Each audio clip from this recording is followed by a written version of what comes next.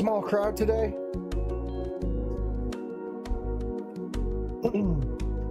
I don't know if this will take me that long because I'm assuming the beach scene will play as usual. Christmas will probably play as usual. So it'll probably be half hour. If that's the case, I'll probably just put on something else. Maybe more Starbound.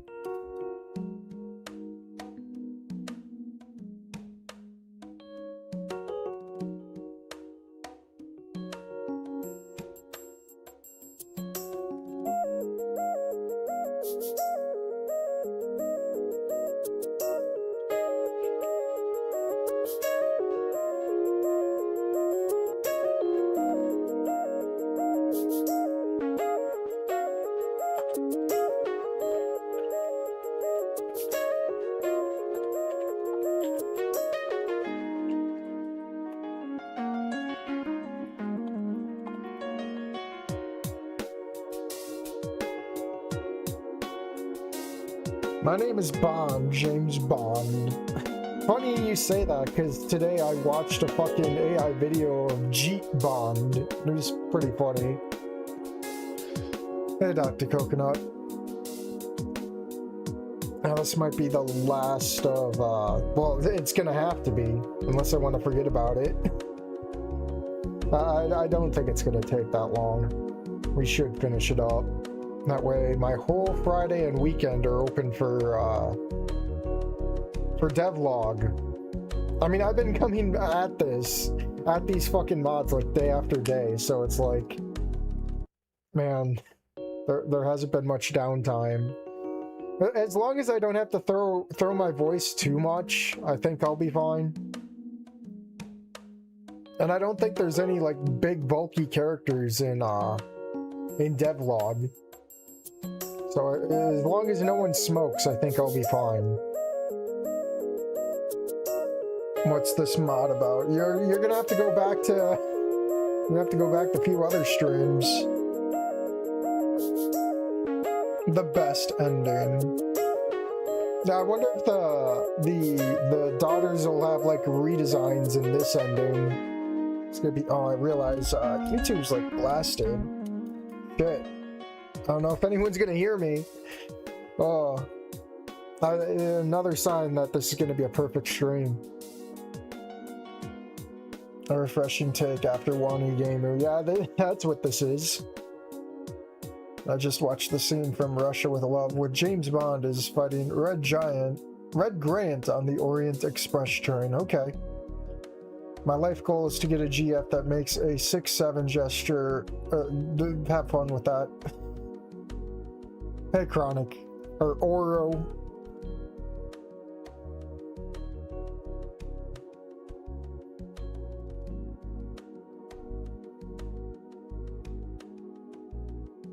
Alright, I guess I should probably start this, huh?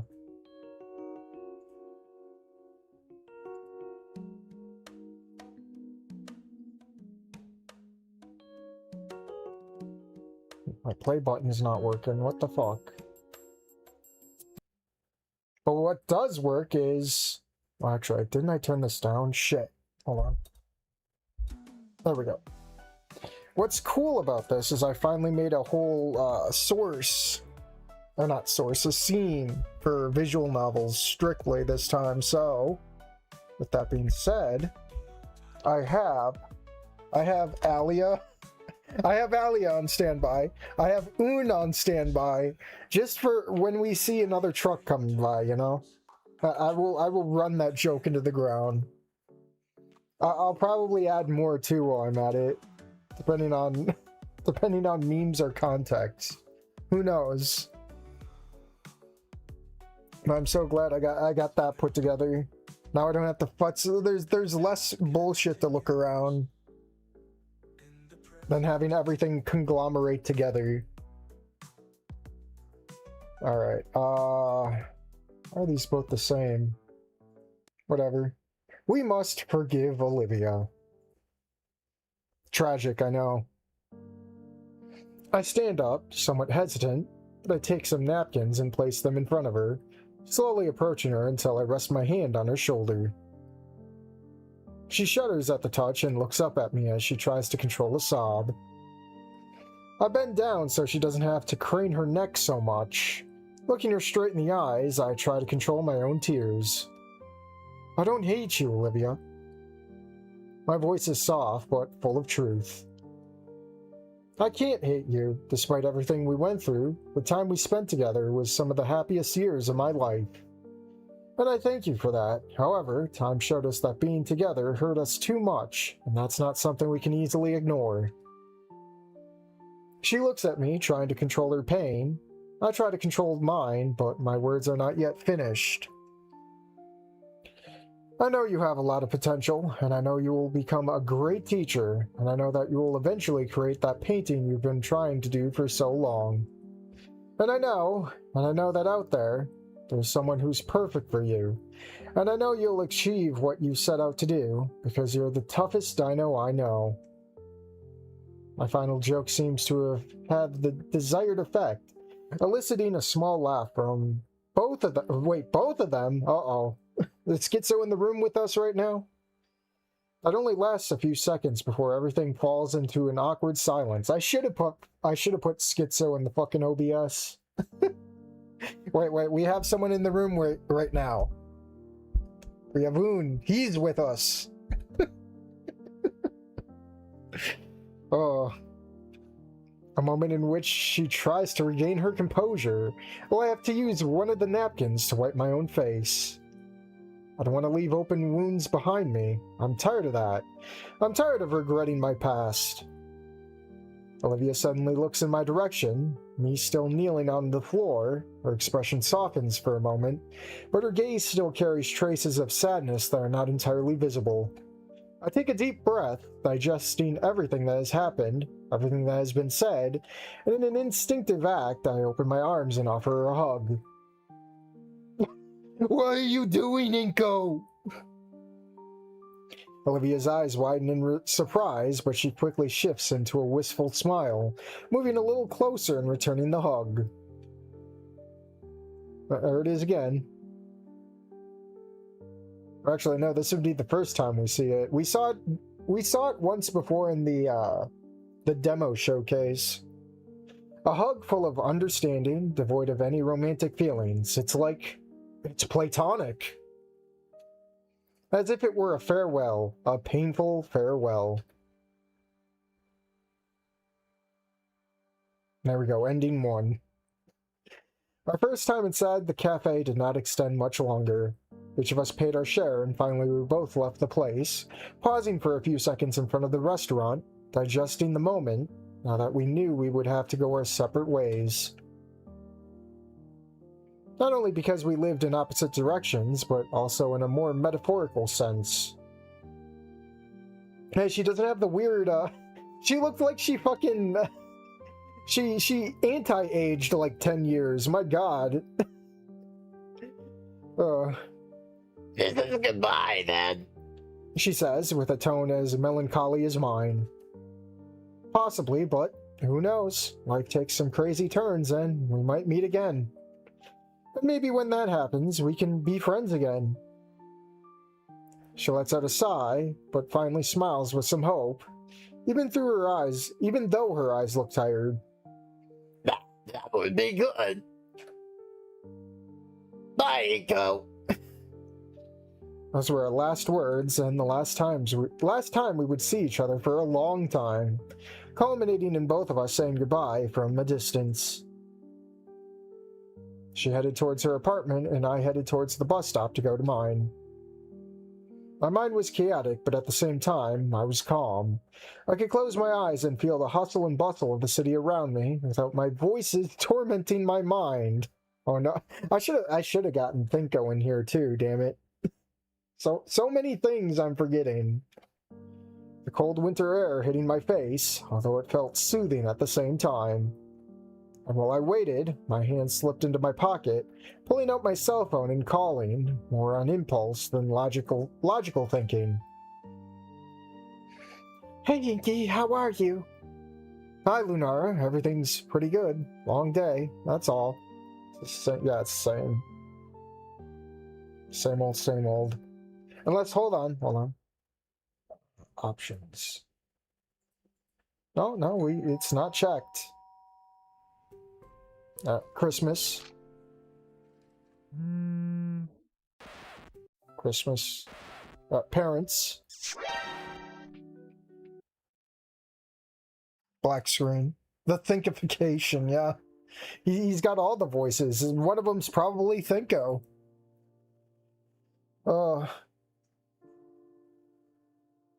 This is going to be a difficult day. It's been almost a month since the New Year's Eve party at Lunara's house, and things have gone from good to better. We tend to spend more and more time together, and it's quite common for her to stay over when she has to get to the workshop early.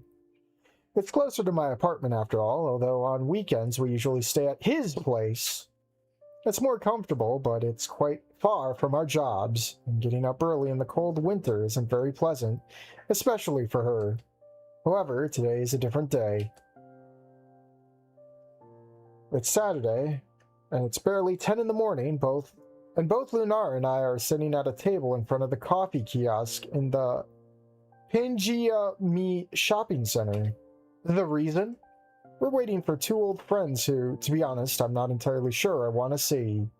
Oh, is this going to be Buster? Well, Buster's not a friend, but Kiara would only... Lunara would not know Buster. So two friends, it'd have to be Damien and Liz then, right? Because didn't we see Liz in like a turtleneck in the demo collage or whatever? Nico, you should calm down a little. My girlfriend mentions it, which pulls me out of my thoughts. I'm calm. Your foot doesn't say the same thing. I sigh in defeat. I'm sorry, it's just that it's been so long and I don't know how they'll react. She tries to smile to calm me down, but it's clear that she's also uncomfortable with the situation. If you want, I can browse around for the shops for a while and meet up with you when you're done. No. My response was quick, to the point that I surprised Lunara a little. I don't want you to hide just because they're coming. It's not right. Besides, if they don't accept it, I guess it'll be the end between them and me. The final one.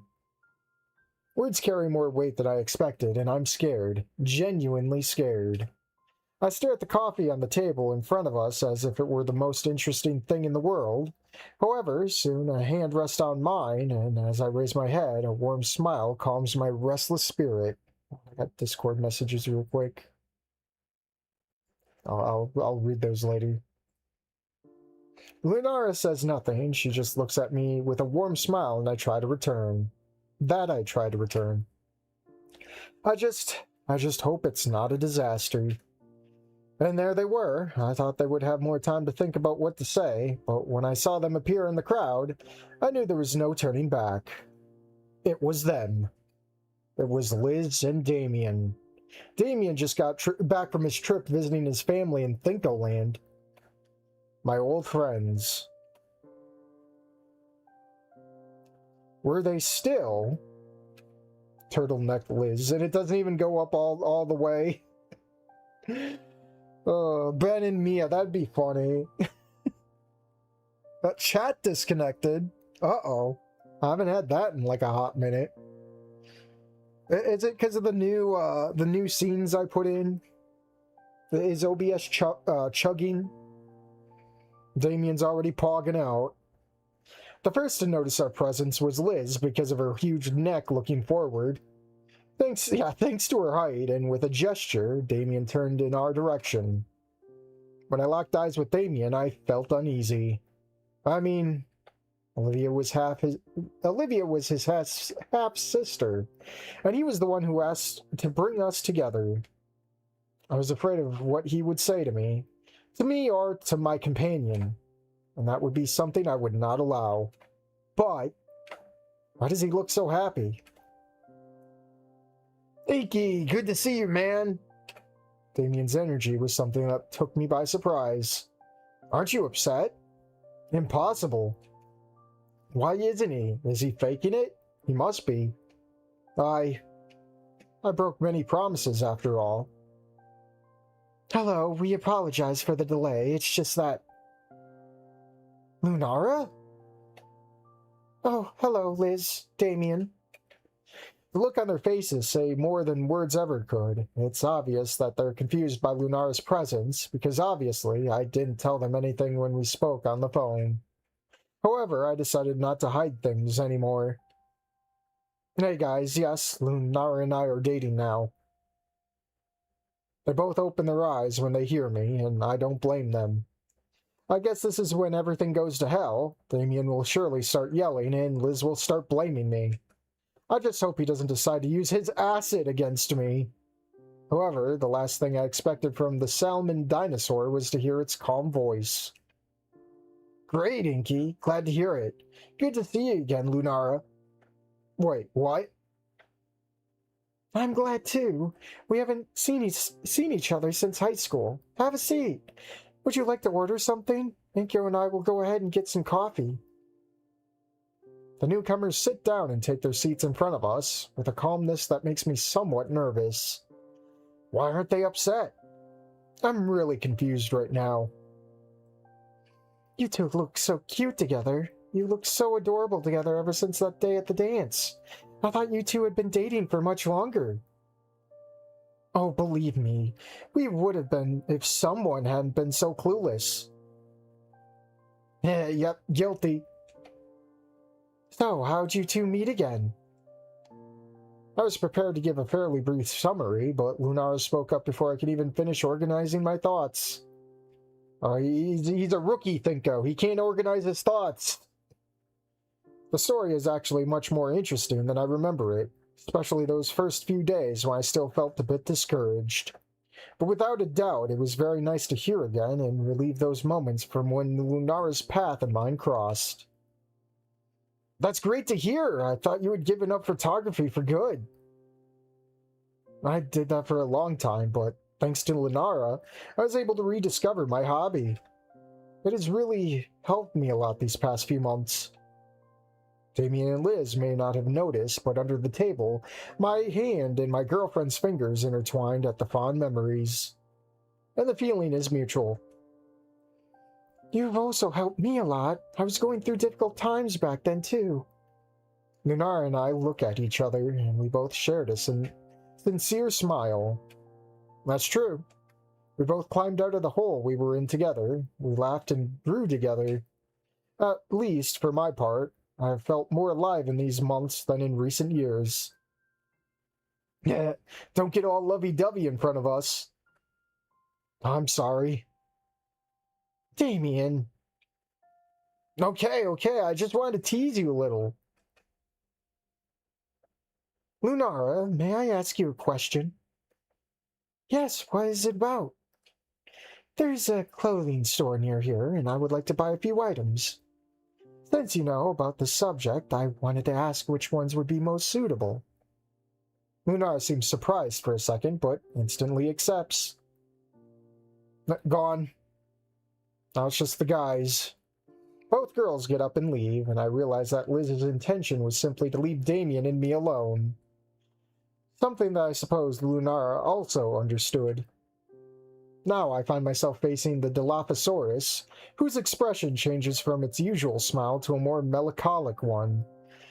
Dude, Inko, Liz is such a bitch, dude. I can't take it anymore. My ex-brother-in-law. My former best friend. I'm definitely a shitty friend. So, how you doing? Fine. I'm working at the same place. I just got promoted a couple of positions. Really? That's great. I'm glad you finally got promoted. If only you knew. And what about you? Last I heard from Olivia was that you were going to a sporting event. He doesn't react badly when the name of the baryonyx is mentioned. Maybe I was just worrying too much. Nah, that event, yeah. I signed up for Volcadera Youth Boxing Championship. In 3 weeks, I have my first debut at the Nationals. Nationals? Seriously? Yep, I'm on a roll. Wow. Wow. How much have I missed? I'm very happy for you, Damien. Congratulations. Thanks, man. Those were some really tough years with all the training. What else should I ask? What else should I say? Do I even have the right to do so? The words dissipate between us, and I feel the atmosphere becoming heavier, even though we both try to keep smiling. But I know very well that neither of us can take another step unless we settle our understanding accounts. What? Oh, our outstanding accounts. Let me grab some water.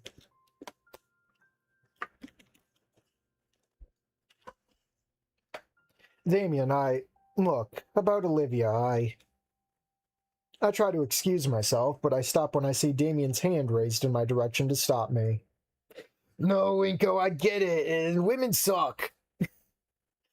Although I expected him to look angry or sad, his expression seems more melancholic, I would even say relieved. And the truth. I wasn't prepared for what she was going to tell me. Oh no, not you, Damien, not you too! I understand, Inko, it really hurts that you and Liv couldn't stay together, but that's life. And to be honest, I was worried too.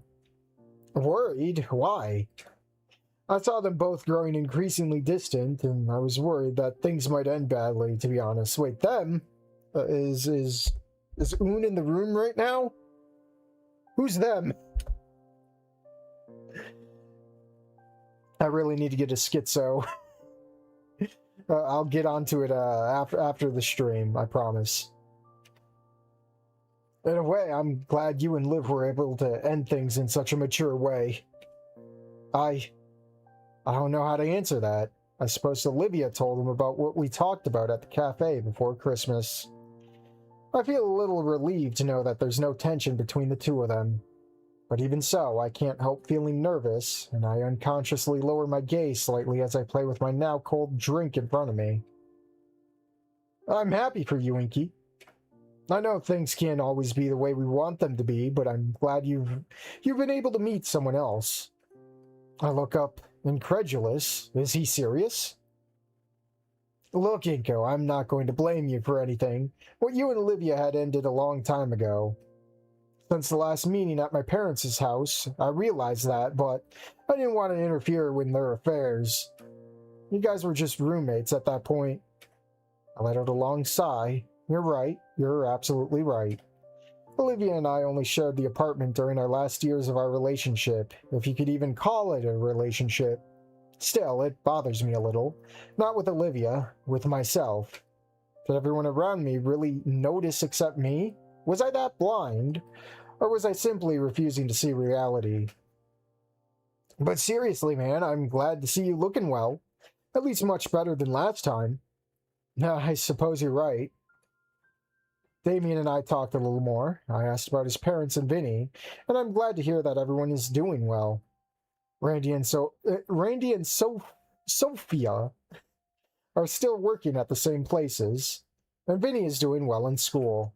Although, of course, I didn't dare ask about Olivia, and Damien didn't mention anything about it either. I guess it's too soon. Inky, have you ever tried VR? The what? Virtual reality, man, you know, games where you have to move around and stuff. You know, the things that like, this is what, 5 years in the future? VR would definitely already have been a thing for quite a while, man. There are games where you have to move around? Like the fucking, what is it? The Xbox Kinect? The Wii? The iToy? He smiles mockingly. Man, you have a lot to learn. Come on, there's a VR game at this mall. They say it's the best thing in the world. Shall we go? But what about Liz and Lunara? Yeah. I'm sure you'd be... Wait, I'm sure you're busy with girl stuff. Come on. Just kidnapped. Wait. I write to Lunara anyway, at least to know that everything is okay with the two of them. Damien literally drags me through the mall corridors in search of the attraction. I'm sure Damien wasn't entirely sure where it was, because we drove around a couple of times in areas he thought he already left, and after driving around a couple more times, we found it. Is it here? Yeah. Wait. Yeah? Come on. Let's go take advantage of the fact that there's no one. The Dilophosaurus drags me once again, this time inside the site, where a rather animated worker gives us instructions. Who are we going to run into this time? Damn, this helmet with my glasses is very uncomfortable. I guess the budget ran out here. No, what we're doing is we're wearing the VR headset. It's just not turned on. Ready, Inky? I think so. By the way, it's my first time in one of these. Oh, really? What a coincidence! Me too! It's nice to see some things never change. Jump cut. Oh no. Isn't this like a screenshot from... I don't know, some video game it looks like. I had an idea, but then I lost it. Minigame incoming, is it? Oh no. Does that mean I have to save? I'll just save it there. You probably also love the Red Dead Redemption games. The entire segment is surprisingly ambitiously programmed, but it doesn't serve any storytelling purposes. I was never able to beat it. Oh no. This is an actual game. Shit. Are you ready, Inky? Yes, I think so. Oh no. Wow, this looks great. See, I told you you'd like it. So, what was the story about? I was really more focused on getting fitted for these virtual reality glasses. Summing up, we have to investigate a secret laboratory. Something happened that cut off all communications. Okay, I follow you.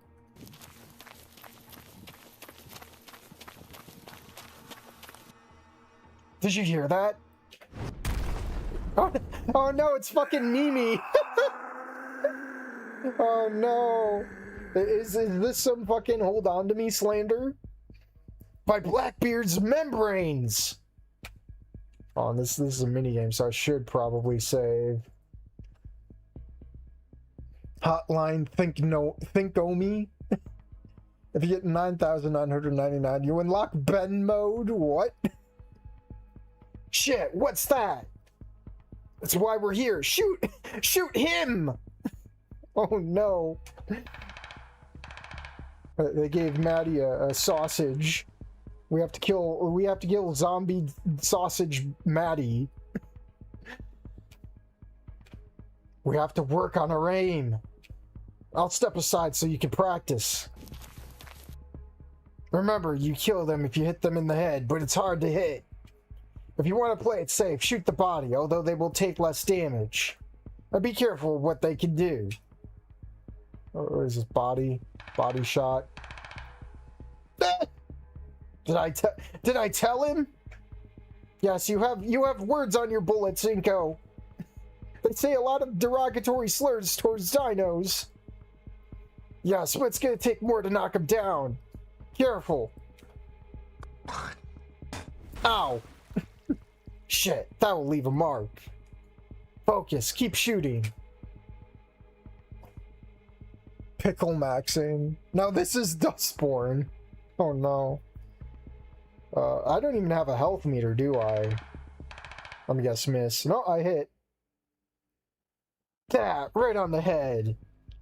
Is he dead now? Yes, you have talent for this, Inky. Are you hurt? Here, inject yourself with a stimulant. It will get your life back.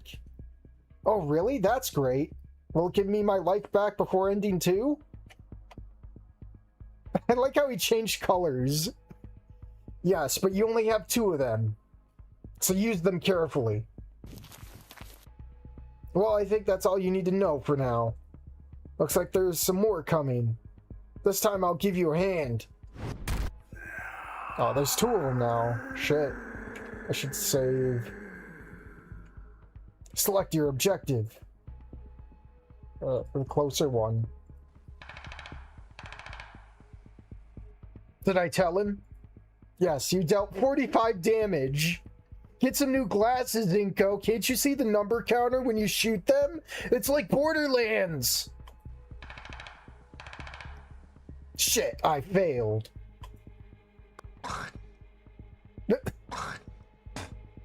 Select your objective. And I gotta heal. I wish I had a health. Headshot. Dead. Shit, I failed. They all keep shooting for me. How do I know when I'm about to die, though? No triggers on my watch. Body shot. Did I tell him? Yes, you dealt 45 damage. Just gone. We eliminated them all. It wasn't bad. We're a good team, Inky. Oh, shit. Oh, I can see why no one ever won this. Hey, there are too many. I'll take care of it. Grenade. But what? Hee, it's an Inky grenade. Good for getting out of complicated situations, and it seems he only had one. Well, you still have yours. Use it when you think it's necessary. I'll try. Just save, I guess. Good, let's move on.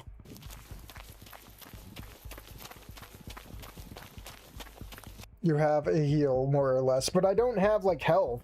How do I know when I'm going to die? Is it like 3 hits and I'm dead? You have to save the grenade for the boss. Wait, what's that noise? Above! Holy shit! Oh, wait. Holy shit! Oh no. Fucking... Oh, it's Theo. Good reflection.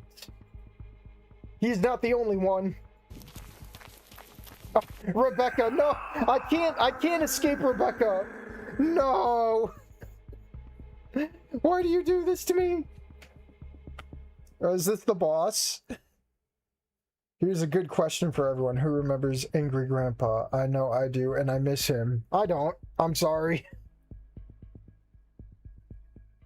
Don't know who that is. Well, I kind of, but I never watched. All I know is the kid behind the camera situation's pretty bad.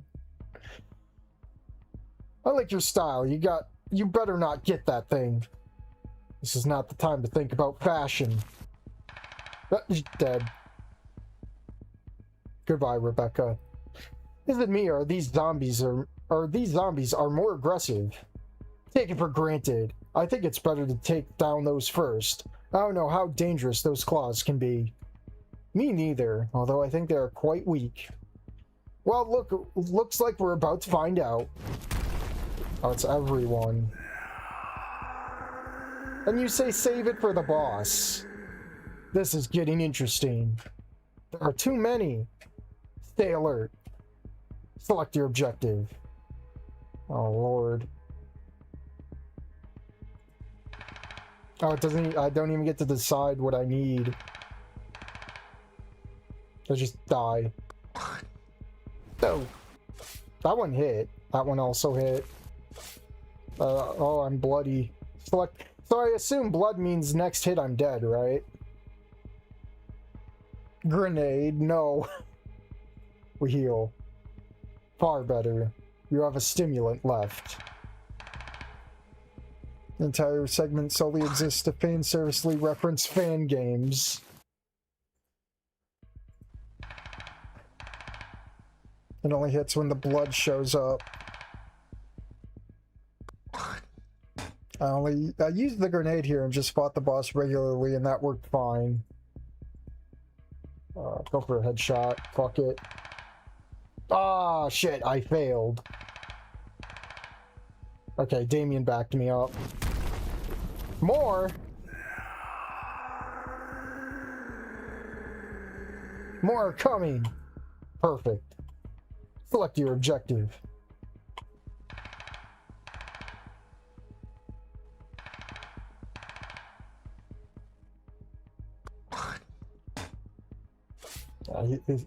He's gonna hurt. Select your objective. Heal. Far better. That was the last one. Be careful.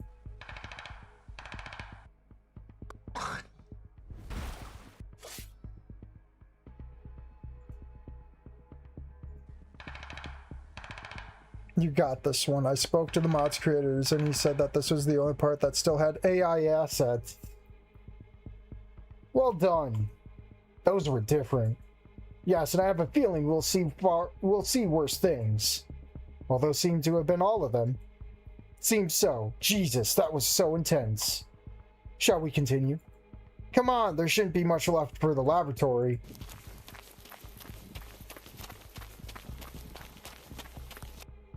Look, that must be it.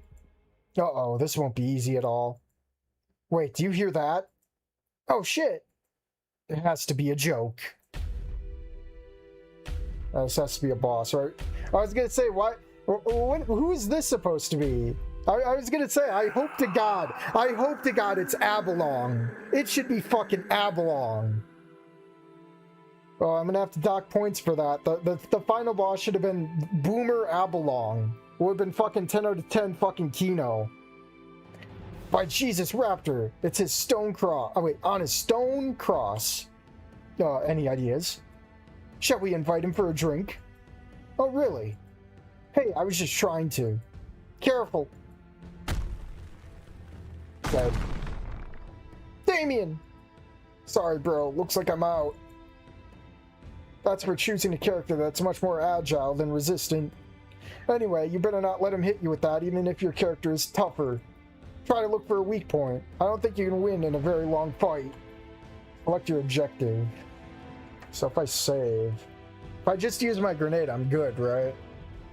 Yeah, Attack on Titan Abalong. Grenade! It doesn't seem to have affected him much. Oh boy. Oh, I wasted everything, didn't I? Phew, that has to hurt. Oh, I'm still in the game, so I healed for nothing. Oh, wowie zowie. Oh, you know what? Hold on, go back. I just noticed. Well, no, I threw the grenade. Didn't I? But it didn't matter. Oh, that had to hurt. Good shot. I have not. Oh, he's dead. Never mind. Seems like you hurt him. Did I win? Yep, not bad for your first time. That's all? It's a demo. You'll have to make do with this for now. Just like most of Snoot, it's all demos. No, I wanted to continue a little more. In the future, who knows? GG. This part could have been really cool if it had an actual story purpose. Well, someone will probably look into the code and make a game out of it, who knows? Like, I remember someone tried to do like a Dungeons and Dragons ripoff with a really, really basic one with Wani. And up. Puff. Phew, that's the last one. Everything ready? Yes, Looney. Wait, is this... Oh, it's new. I guess we can leave now. Come, let me drive. I appreciate it. I can't feel my hands. Oh no. Oh no, you know what we have to do. Oh no. Wait, where? I gotta click on it. There we go. And then I have to transform.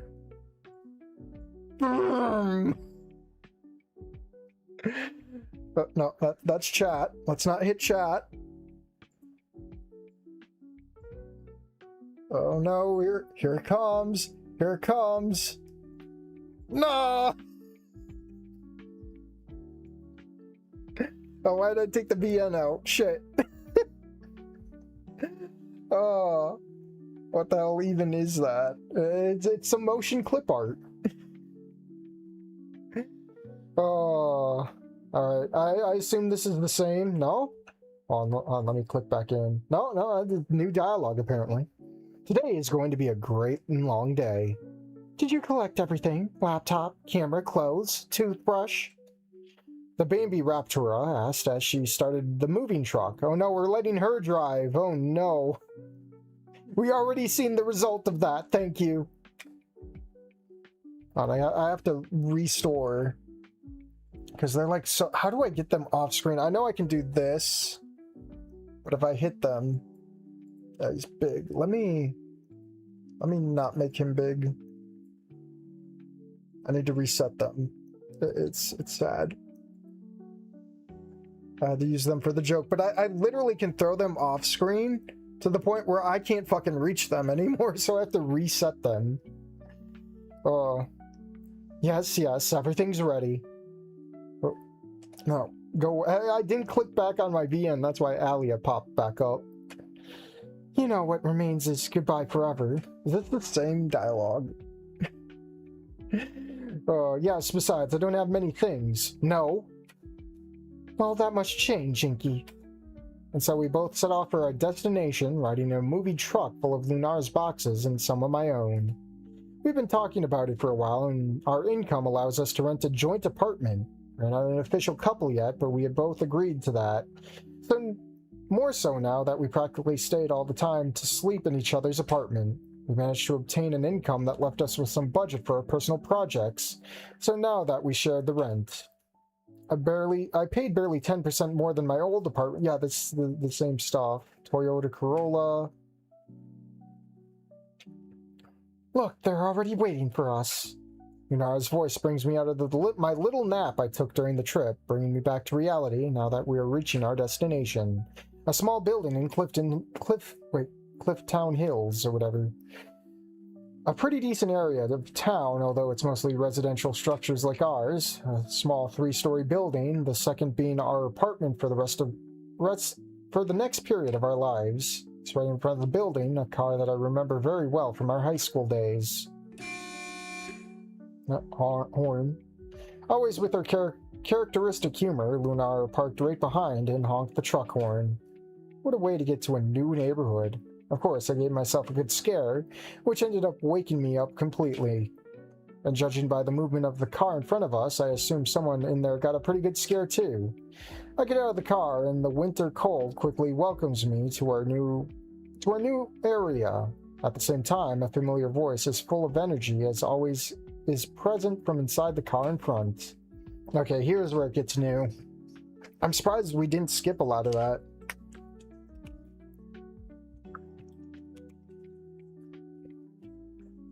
Inky! Yep. There is only one dino in the world energetic enough to be enthusiastic even under these temperatures. One who gets out of the car in my direction and gives me a big hug when he arrives right where I was. Yes, it's also nice to see you, Damien. Honey, remember that Inko can't handle your strangling hugs. Just like you try to strangle my neck in the... Oh. Thanks, Liz. No, I'm sorry, but it's nice to see you again, man. Don't even say it. How have they been? Or is Un in the room with us? Oh, where's Un's box? I need to size him up more appropriately. He is a manlet, but he's not that much of a manlet. There we go. Perfect size. No, I keep forgetting to click back onto my visual novel. However, our attempt at conversation is interrupted by the Bambi Raptora. Oh, why don't they talk inside? Brr. Hello, guys. Hello, Lunara. I agree. We better finish and talk inside with a little more warmth. Well, you girls grab some boxes. Let Inky and I take care of the heavy stuff. Wait a minute. She phased through Damien's head. Go back. She phased through Damien's head. Decapitated him. He's dead. Oh. After the words of the Dilophosaurus, I approached back to the moving truck and opened the door, allowing the girls to grab a few things before getting in. Although I noticed that they were carrying the coffee pot in their hands. At least I know At least I know there will be hot coffee once we get inside, which leaves me alone with Damien. Just rushes. Caillou. If he can live without a brain, he can live without a head too, that's true. Thank goodness they both came to our rescue, because doing this alone would have been impossible. Although I'm sure that even then it won't be any less simple. Very well, on the count of 3. Oh, more CGs. Oh, it's never fun getting shit up the stairs. Ready? 3. I shit, Damien! I need to go to the truck and get my pair of pants! Damien, it's falling down my leg!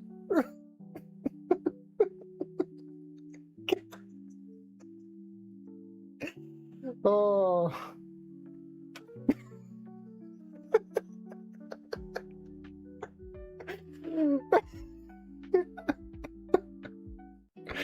Oh, I'm sorry. I just didn't expect that. Hold it, man. What falls? Well, there's still a part of that impetuous and joking boy inside of him. The hardest thing...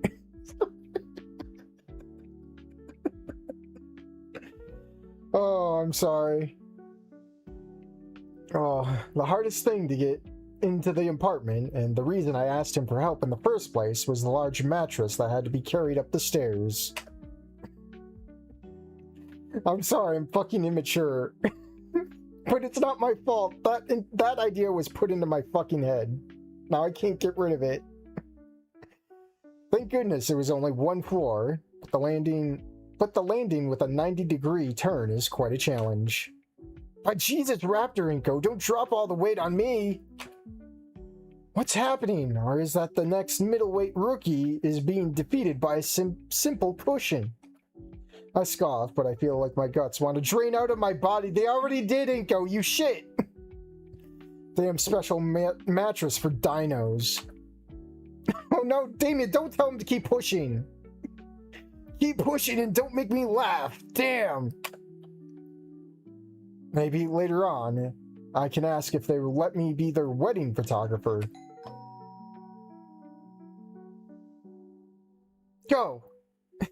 Go! Pikachu, I choose you! Lunara's voice shouted inside the apartment just before opening it and seeing us gasping for breath. And so you want to win the next championship? The Brachiosauria commented with an amused tone at seeing her boy so tired. In the ring, it's not this cold. Well, put that in the room and have a coffee before continuing. No sooner said than done. If the heat of the drink was ambrosia to me, I can't even imagine what it would feel like to Damien. I personally would like to stay for a few minutes to rest, but as soon as my hyperactive friend finishes his drink, he was already pressuring me to go back down and carry everything that was left. I just resigned myself to silence and tried to keep up with him, leaving us some time alone. Oh, acid reflux, please. I took my medicine today. Leave me alone. Leaving us some time alone while we watch the next thing come up. And back by the moving truck, I was able to ask a question that had been bothering me for a long time. And how is she doing? Damien didn't answer me right away. His eyes seemed to be lost in the drawers inside the moving truck, but knowing him as I do, he's looking for the best way to say something awkward to me. Then I understand it. It's okay. She likes, being a teacher and all that. I think it reminds him of a little of Vitikin in a way that he does it. Plus, there's that human who helps her a lot. That human? I asked, more curious than confused. Damien opens his eyes, perhaps thinking he said something he shouldn't have. You only have to look at his expression to know that this was something he shouldn't have told me, although I'm sure he's thinking something completely different than me. Let me guess. Her little helper. Her little helper. In the end, he just sighs in defeat and stops in front of the stairs, as if he doesn't want this conversation to go any further. Look, Inko, life goes on for everyone, and Olivia understood it too. Yeah, there's a human boy, a teacher just like her, a certain Abraham. Oh, this is Abraham. I didn't look into the files, so I wouldn't know. A certain Abraham, I think, although she calls him Abe. He's a good guy, and it seems like they have something. Look, you might be in a similar situation, so I don't think that should bother you. Damien looks at me seriously, making me a little surprised by his sudden change. In a way, I understand it. She is his sister, after all, but like I said, he and I had very different ideas. Not at all, Damien. Am I smiling? In fact, I'm glad Olivia was able to move forward. I was always afraid of her being stuck for so long, and it was partially my fault. No. Inko, you don't... Both of them, Damien. I interrupt him, looking at him with melancholy severity. We were both each other's anchor. We adapted to living in a routine that took us away from everything and everyone. Don't get me wrong, I still appreciate Olivia. You and them were the first ones who wanted to be my friends in the city.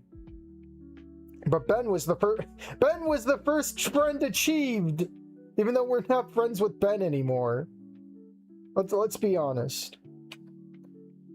So knowing that you've been able to find your place makes me happy. I'm serious. My words are a little slurred, and I said them from the heart. These are things that are simply not written, or they are not predestined, as some would say. Olivia and I tried, but we weren't right for each other. It's that simple. It's not that I'm going to hate her. Wait, it's not why I'm going to hate her. I still have very good memories of us in high school. Why would you do it in the first place? Yeah, why would you, the player, do it? A trembling hand rests on my shoulder, and I see Damien a few steps away from me. He doesn't say anything, he just smiles at me with understanding. A silence that says more than 1,000 words, which is interrupted by his faltering voice after a few seconds. We better go in. I can't feel the cue anymore. What's the cue, Damien? What does that even mean? I laugh, but I don't argue with his request. Is that supposed to be a euphemism? He can't feel the boys anymore? It's too cold? Finally, we arrive at the apartment where we could see the girls talking in the kitchen. Liz sitting at the table with a cup of tea in front of her, and Lunara putting away the cutlery in the different drawers. For now, we only have the minimum. Later, we will take care of the decoration and improve some things. I should probably drink water.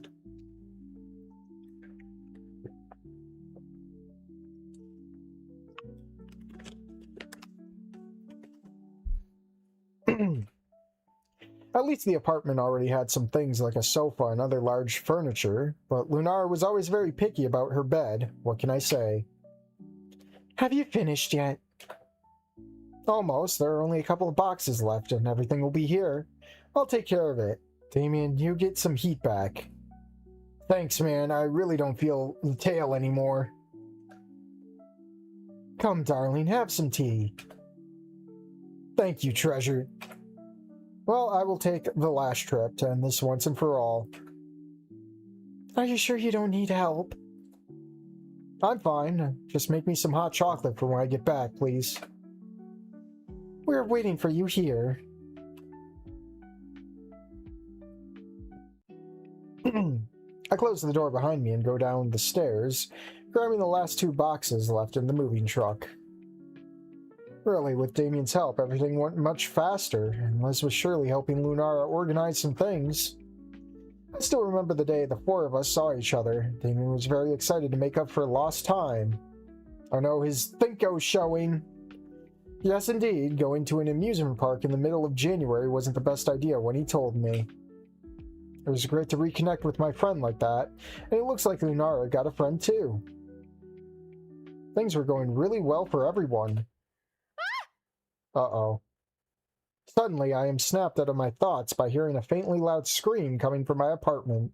Oh no, who set the kitchen on fire? It was Lunara. I don't know the reason why, but I didn't stop to wait for any results. I threw the boxes on the floor and climbed the remaining steps until I reached the second floor, opening the door desperately due to the urgency of my thoughts. What the hell had happened?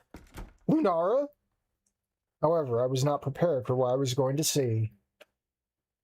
Oh. Oh no, they're fighting. On one side, Damien sat on the couch, laughing nervously, scratching his head, while a very enthusiastic Lunara had Liz by the shoulders, shaking her like a sack of potatoes, nearly going for her neck to choke her.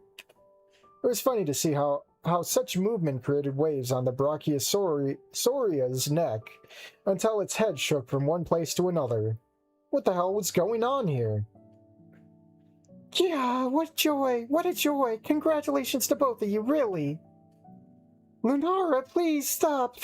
It's making me nauseous! Yes, I'm sorry, but what excitement! Can someone explain to me what's happening here? Finally, I decided to intervene, to which my girl turned around extremely excited and with a curious gleam in her eyes. Inky, you won't believe it! Damien and Liz are expecting a baby! Oh, really? The incredulous question escapes my mouth as I exchange my gaze between the pair present. Liz with a calm smile, and Damien with his classic smile from one side of his face to the other while scratching his head. Yes, man, we were pretty nervous about the whole thing and stuff, you know, being a father and all that. And you told Lunar before me? I feign indignation, to which Liz responds with a tired sigh. No, she realized it and we had no choice. Then he crosses his arms, allowing Damien to speak again.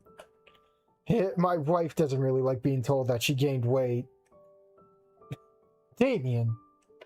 His tone showing some annoyance, to which his partner only nodded with a smile. I still don't know how you figured it out. I don't even have a belly that big. Oh, Treasure, clothing design, believe me, I've realized these things. Well, there you are, absolutely right. It'll be our little one. Honey, we've already talked about this. How can you even be so sure it will be a girl? He didn't even mention a girl. He said it. It's an it. It's going to be a they them right out of the womb. Already groomed. Oh. I feel it in my membranes.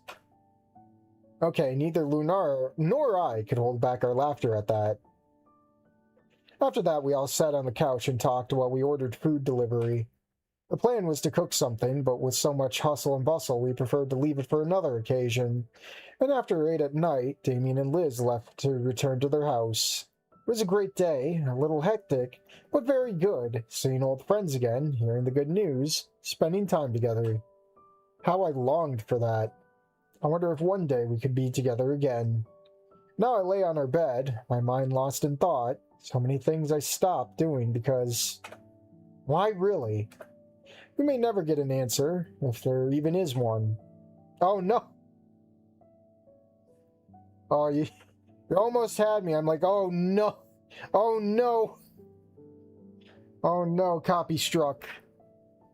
I'm over. I'll see you all at Rumble. Suddenly, the light in the room disappears, and I'm not scared because I feel the click coming from the switch located right behind the bathroom door.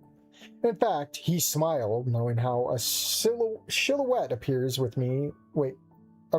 me with light steps, like a hunter stalking his prey.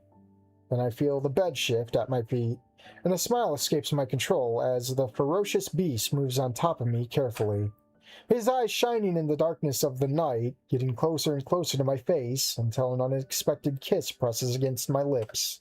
His body sticks to mine, which I notice immediately due to his lack of clothing in which contact with my hands and skin. Oh, when in contact. Damn it. I love you, Inko Genito. I love you, Lunara Williams. Due to moral issues, we cannot continue with the scene. Well, you didn't have to say, you could just cut to black.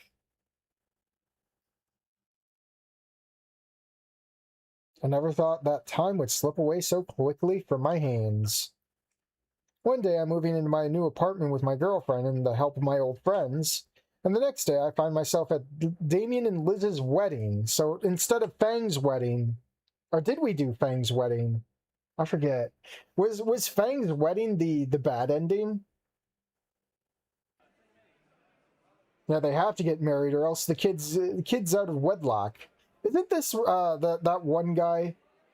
Isn't that guy I mentioned before with the drawings? Oh man. Oh, you know who else is at this party? Oon's here. They invited Oon. Get out of here.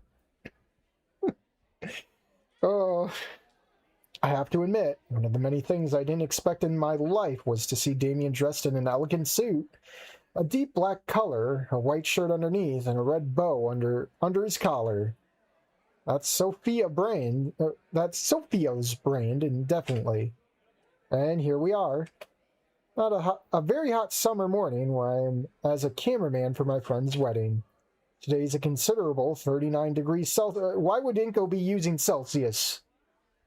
It's America, damn it. America. So I have already been psychologically preparing myself for this. Lunar and I arrived early, but we parted ways almost immediately. Looney was the one who designed Liz's dress, after all. God damn, I am butchering things. Let me get my water. I'm having the retardation.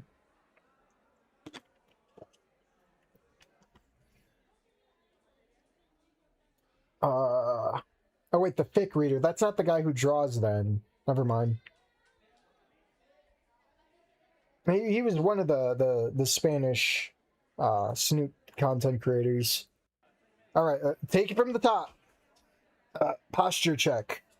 Let's go. Looney was the one who designed Liz's dress, after all, since after that unexpected wedding, making wedding dresses became her main job. So the unexpected wedding, that had to be Fangs, right? I'm sorry, I have goldfish memory. Content goes in, content gets evaporated. It doesn't even come out, it gets evaporated. And well, making Liz's dress fit perfectly with that baby bump would have been a titanic task. Why not wait until after giving birth to get married? You can't have it out of wedlock.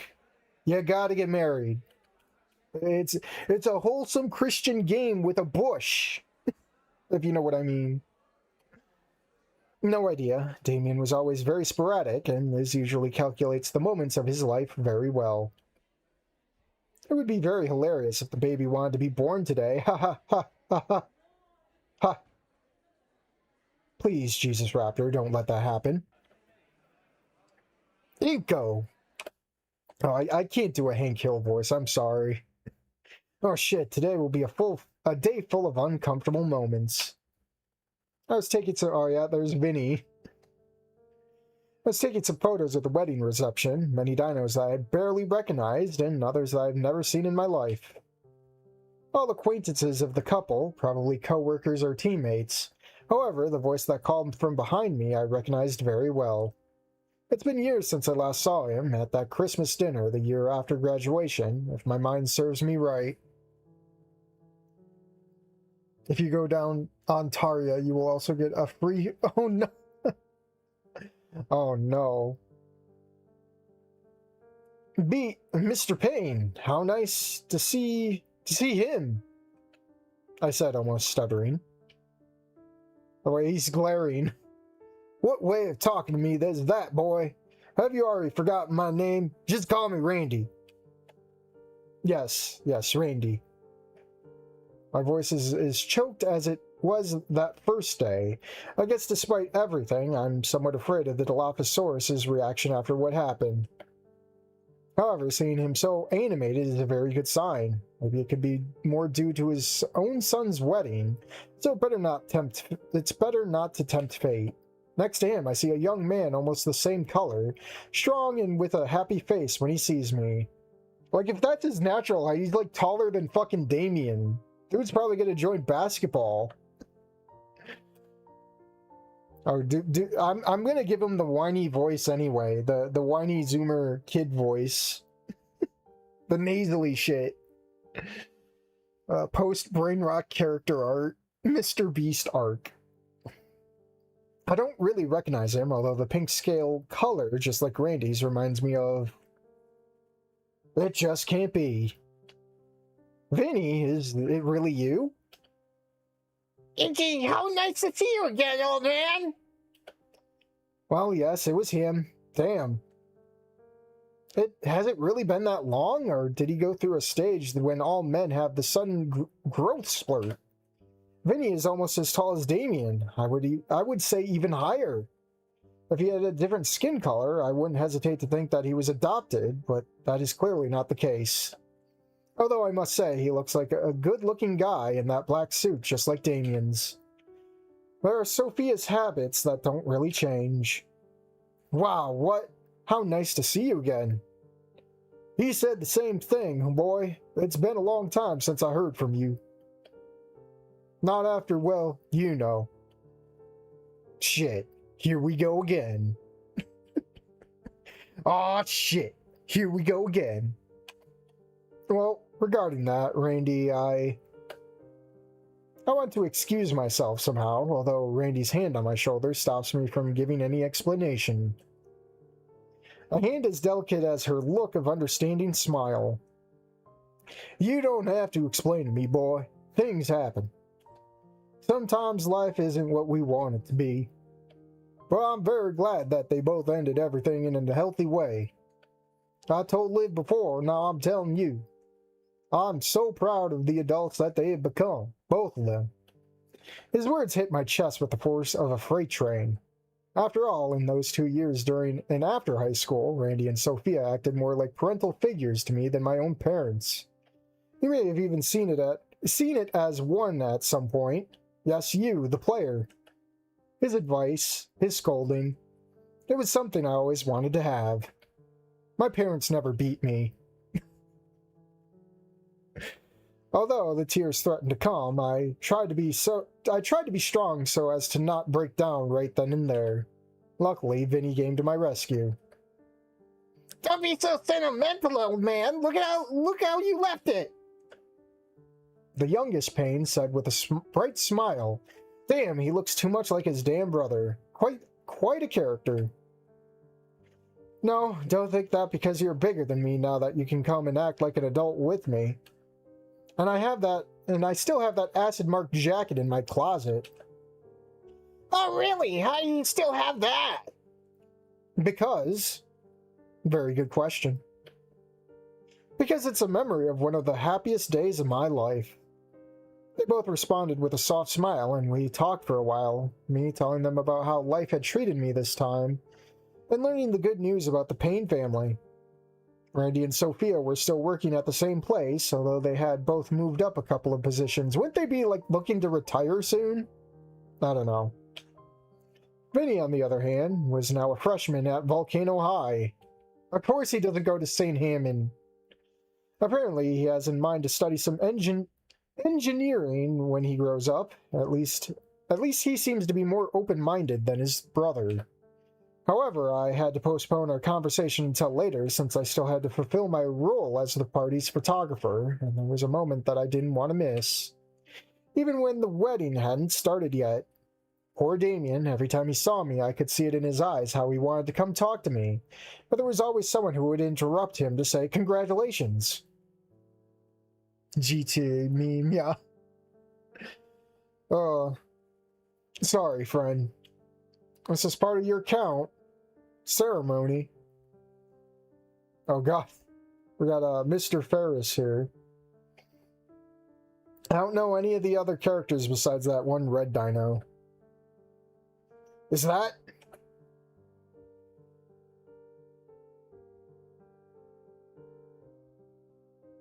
I see. That is what is learned well is never forgotten. There's only one being in this world who can sound so imposing in body and spirit.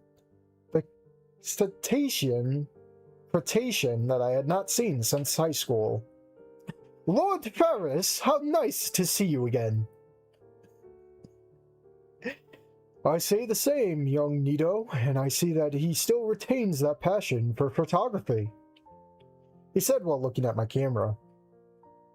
Well, I had my time of rest, but now I'm getting back into it, you know? Responsibilities and all that. Yes, sometimes it happens. It's a part of life. I wouldn't be surprised if Mr. Ferris had some idea of what happened. He was always very good at finding out things, and being Liz's uncle, it wouldn't be so crazy to think so, especially when his gaze softens trying to give me a little comfort. However, this is not a day for regrets, less for him. You must be excited. Who knew this day would come? Knowing my niece, I know she would arrive sooner or later. Still, I'm kind of, how should I put it? Highly strung? Cautious. Everything was so fast. One day he's running around the house at 10 years old, and the next he's getting married. You mean, are we talking about Liz or Damien here? Ferris, whose windows have you been peeking through? Lord Fenris. Did he say Fenris? Fuck. Have to check. Oh yeah, Lord Fenris. Okay. I went to... Okay, here we go. No, highly strong, getting married. No, we this one, right? Yeah. My god, you guys grow up so fast. Is that a tear? Nah, must have been my imagination. Same routine with Mr. Ferris. Talk a little about life and tell you some things I've done over the years, which isn't much. And neither on his part, since he continues doing exactly the same thing to earn a living. Although he couldn't say what excites and worries him more, his niece's wedding or the child he carries in his well-being. A grandfatherly feeling for sure. Ooh, acid reflux, please. Without warning, a voice that is like a remnant of a calm in a storm joins our conversation. Oh boy. Oh no. We're at the Oriental dress. Oh boy.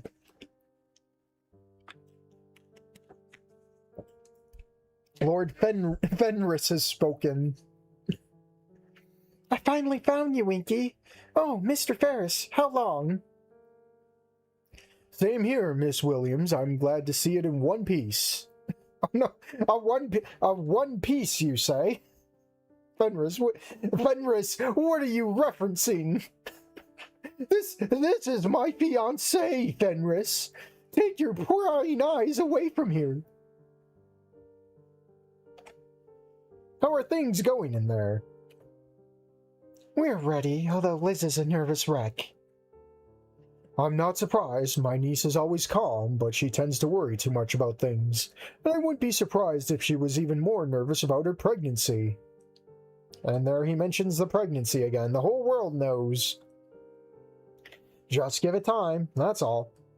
I think so. Well, young people, I'm glad I was able to find you both, but there are other matters that require my presence. Enjoy the ceremony. So we will do it. Until next time. Wait, no. Until next time, Mr. Ferris. Finally, the critation leaves, leaving me some time to refresh my mind and eyes, now that I finally had time to admire my girl. There we go. Another pin-up. I'm gonna have to get another bottle of water at this rate.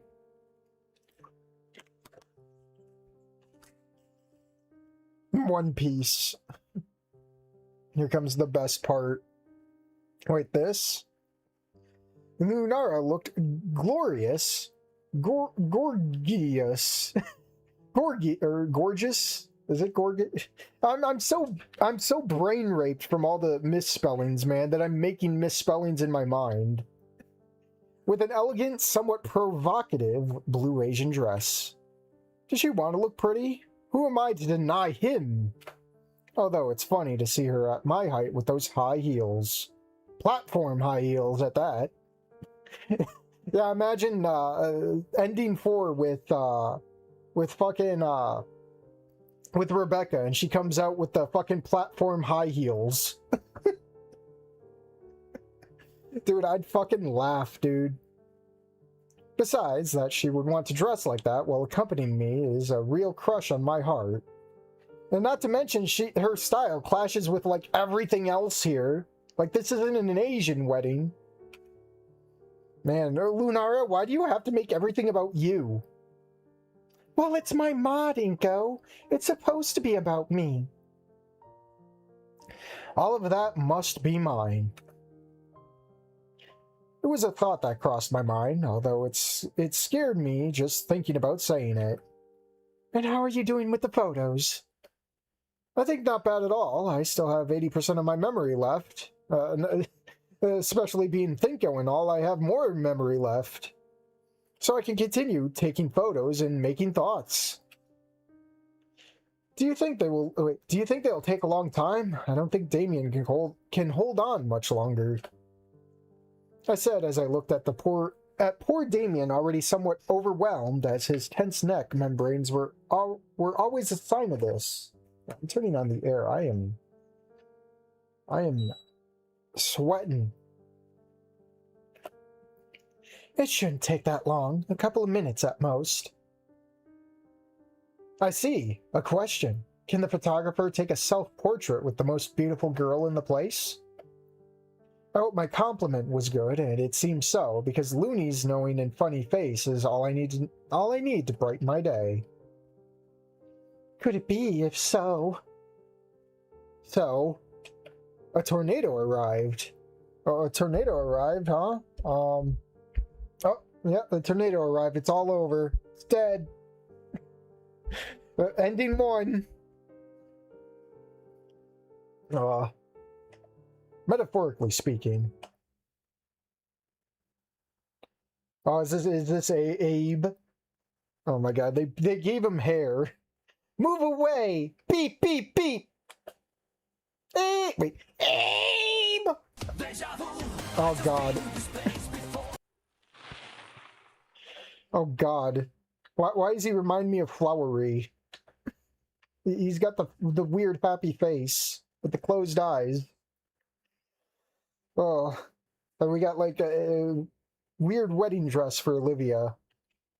I had no idea what was going on, but I recognized Olivia's voice immediately.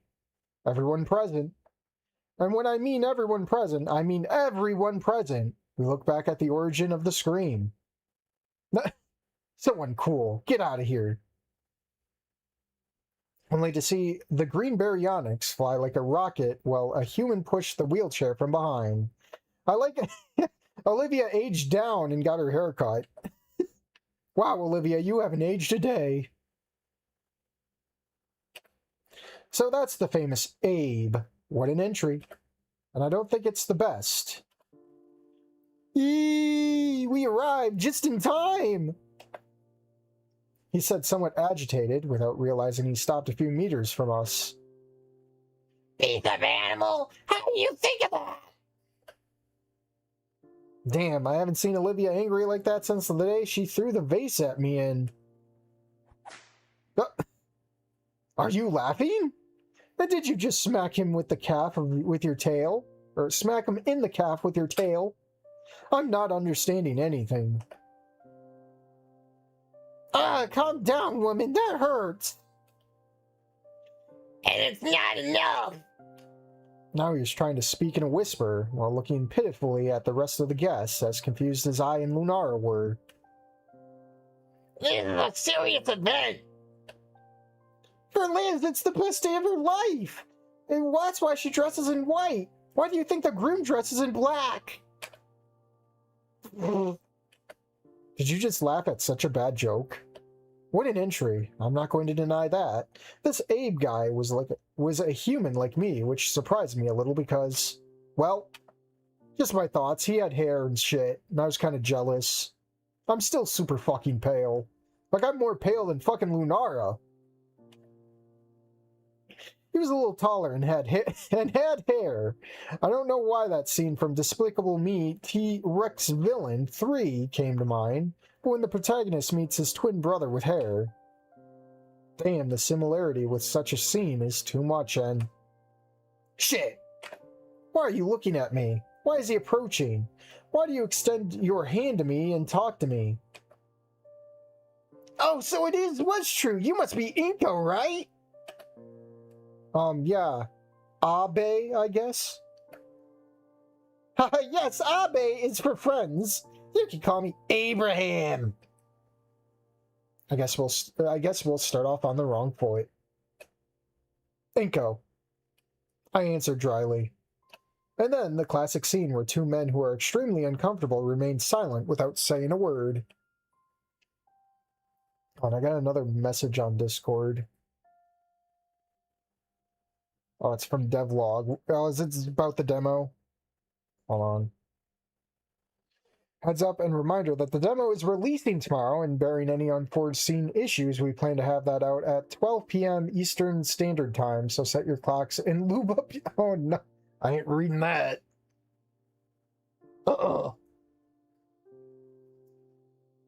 Miguel knocking on your door. It was actually a message from Zach, or was it receiver? Hold on. It's Zach. Zenigma.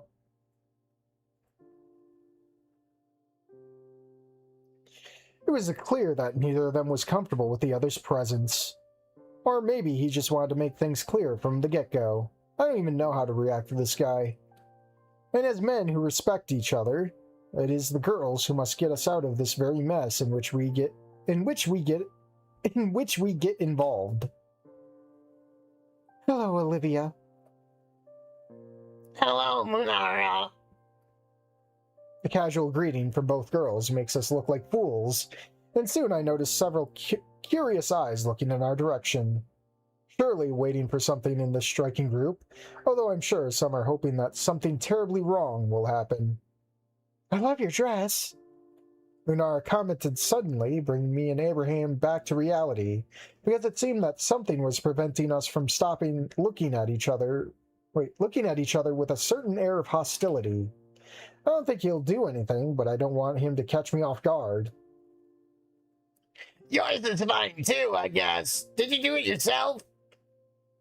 A friend gave it to me. Do you like it? More or less. It reminds me of an ending I used to have. I don't really remember any interactions between Lunar and Olivia from our high school days, even after Mia disappeared without a trace and all that. So I can't tell if they're both genuinely interested in getting along with each other, or if they're just trying to get neither of them to do something stupid. I'm not going to deny it. I don't feel comfortable with this situation. I see that you have resumed your hobby of photography. Olivia's comment catches me by surprise, and I stand there like a fool for a second, not knowing what to respond, exchanging my gaze between her and my camera before giving her an answer. Yes, well, things have happened, and how are you doing with being a teacher and all that? His expression is somewhat melancholic at first, but I can see how he tries to crack a tired smile. It's not as bad as it seems. Some students act like idiots, but nothing I can't handle.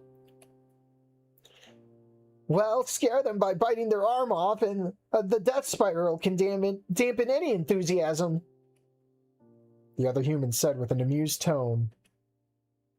For the love of Raptor Jesus, Abby, it was just one time, and I didn't even mean it. Right. Tell it to the tin. I think the poor thing has had trauma with that or something like that. Go to hell.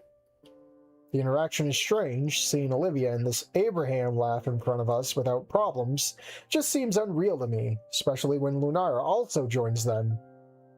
Why am I so tense then? Is it just me? Oh? Maybe I'm overthinking things. Maybe you could try not to act so reluctant about this situation. So, are you also a teacher, Abraham? I tried to sound as neutral as possible, but I think my voice was not as pleasant as I would have liked.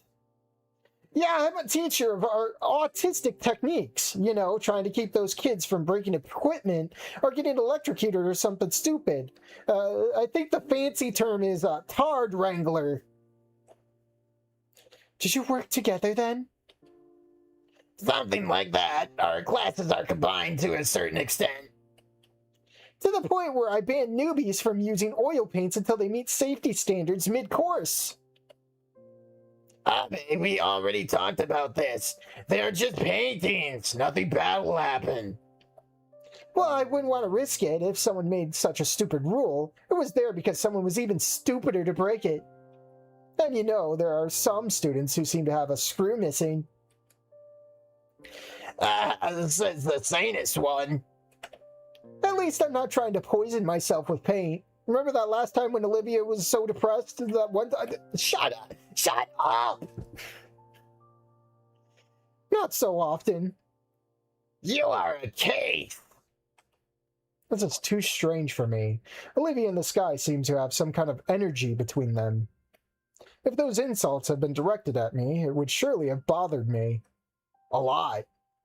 But this Abraham seems to take them and just turn them into a joke.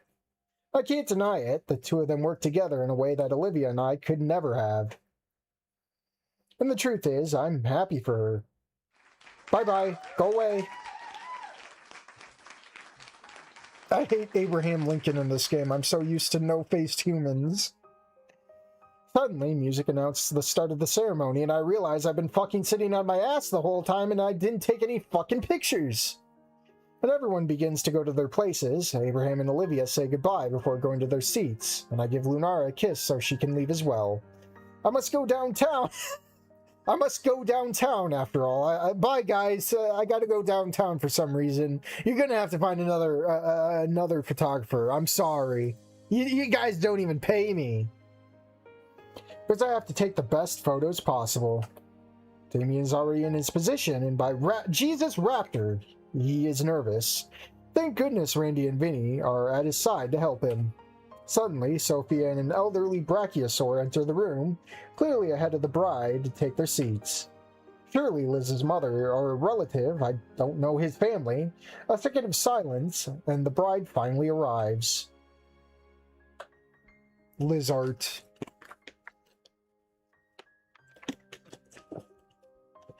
Damien? Oh, did I skip that? Damien. Like I said, I'm my brain is thoroughly raped from doing this day in, day out. I usually take days between, but even then, I guess I don't have excuses even when I butcher shit then. I'm bailing out. Who is the other three father? Rare Liz dad appearance. Liz makes an appearance, her face radiating an amalgamation of conflicts and emotions. Her body covered by the beautiful dress that Lunara made for her, while her marked pregnancy belly is tenderly seen against the white fabric. At her side, a male brachiosaurus with an elegant appearance accompanies her, surely her father. And I'm right in the middle, taking bursts of photos of them both as they approach the altar. The bride and her father pass by me, while I bend down carefully so as not to step on the dress of a lady who is right behind me, with my lens always ready to continue taking photos. Liz's father finally leads her to the altar, where Damien accepts her hand with a smile, so that the father returns to the place with his family. Oh, what is wrong with the priest? Oh, the priest is definitely tired of this shit. I take the last photo before the priest begins to give his sermon, since I must put my camera on silent mode from now on.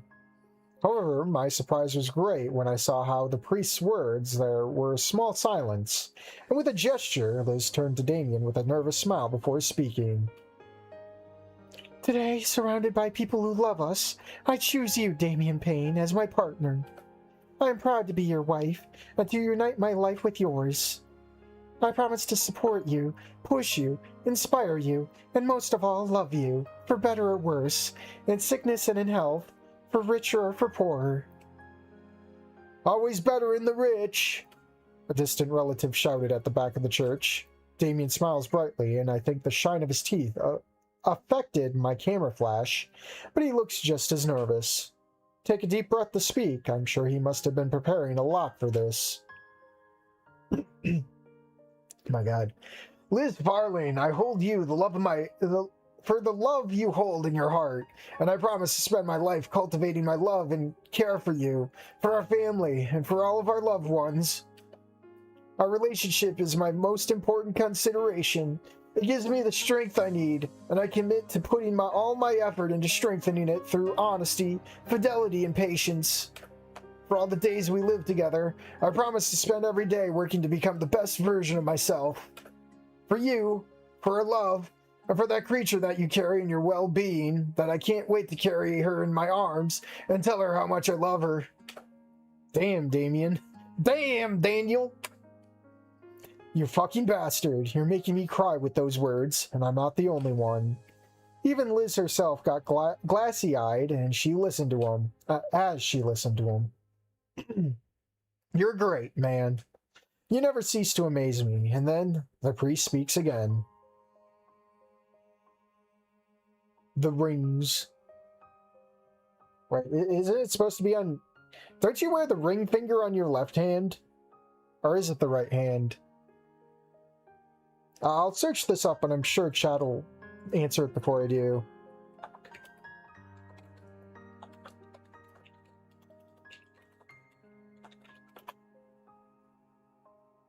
Left hand.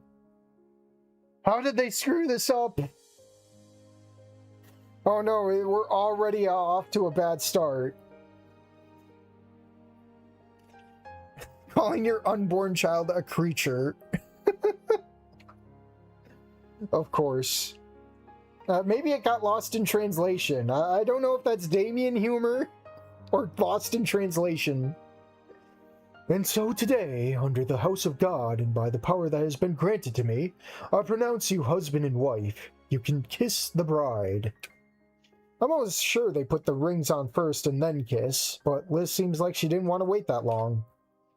Although in this case, it was the bride who kissed the groom, a beautiful moment which will be safe forever thanks to the lens that I carry in my arms. After the kiss, a little boy whose son he is brought the rings in a little box, and finally they were able to have the official kiss. That one that corresponded by protocol. The bouquet! Throw the bouquet! The bouquet? What ram? Oh, the flowers. Oh no. I got pushed over. Let me guess. Lunara catches it. When it should really be the Brachiosaur that fucking catches it. All she has to do is fucking reach with her head. It's over, girls. It's all over. I don't even... Do you have wings? You could probably just fly for it. Sorry, ground ladies. You don't stand a chance. Here comes the stock image. Oh, they killed Inko. I have to get out of the way because I was almost crushed by a crowd of women who gathered in the middle of the church for such an event. I stand aside, camera in hand, ready to photograph the moment. It should be noted that Liz must throw the bouquets on her back, but over her shoulder, since above her head it would not be entirely possible unless she lowered it too much. The flowers fly, dozens of hands rise to take them, and my camera captures it all. The winner is a female Brachiosaur who I don't know at all. Yeah, that was expected. Could have flew for it, but whatever. Wasn't she the one who was talking to Ferris? Aren't you a little old for that? Who am I to judge? Plus, he looked very happy about it. And now? Where are all the men crowding in the middle? Inky, hurry up! Oh, is this going to be a picture? I look at Damien, who has another bouquet of flowers. Ha! Apparently they want me to do the same with men, but I'm not surprised about Damien. But, come on, man, join the fun! Lunar approaches me, amused, and I hand her my camera before leaving to join the rest. What the devil? There are like 10 guys here, including Abraham and Vinny. And I'm one of the smallest ones, so it's almost impossible for me to catch it. Ready? There it goes! The bouquet of white flowers flies in our direction, and I don't even have time to react. I can only raise my hands and wait for whatever has to happen to happen. Yeah, the stock image you were talking about? However, my surprise is great when I see how the bouquet falls into my hands. I have it! I have it! And why am I the only one standing here? I look around and I see that I'm literally the only man left in place. Everyone had run away and... Oh, Jesus, Raptor. Don't tell me this was a joke in which the guys run because they don't want to get married. Murd! Now I'm in the center of attention, not knowing what to do in this situation. Everyone looks at me with an amused expression, and I only look for salvation in Damien, who looks at me with a smile all over his face while giving me a thumbs up, and Liz playing along right next to him. Go, Inky! I didn't know how much you wanted to be next at the altar! Vinny's voice behind me was a punchline to the very elaborate joke. I did not know.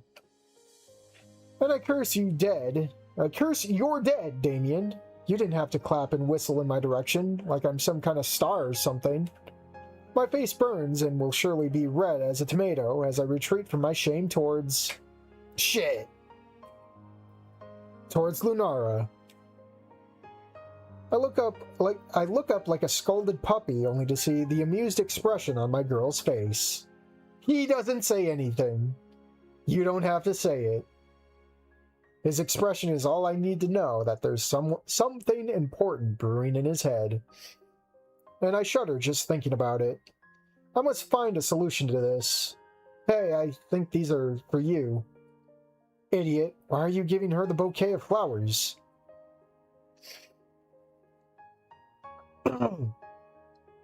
Lunara just smiles as she takes the flowers and carefully hands the camera back to me. His expression is difficult to understand. There is excitement, fear, joy, and worry, all mixed with an adorable blush and a captivating smile. Shit! How can I stop falling in love with this girl? At this rate, I think there will be no turning back, and I like that.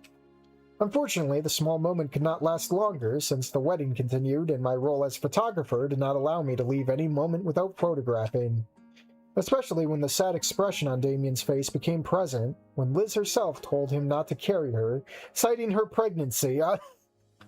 Yeah, you got like a whole fucking neck weight there, too. Sorry, buddy, you won't be able to hold your girl today.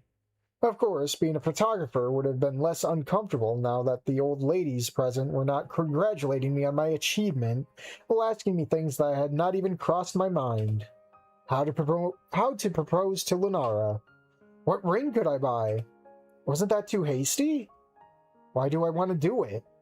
Why am I afraid? Where would be the best place to do something like this?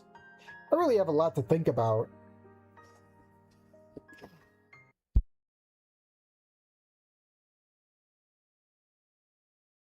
I love how cliche it is. I love absolute cinema.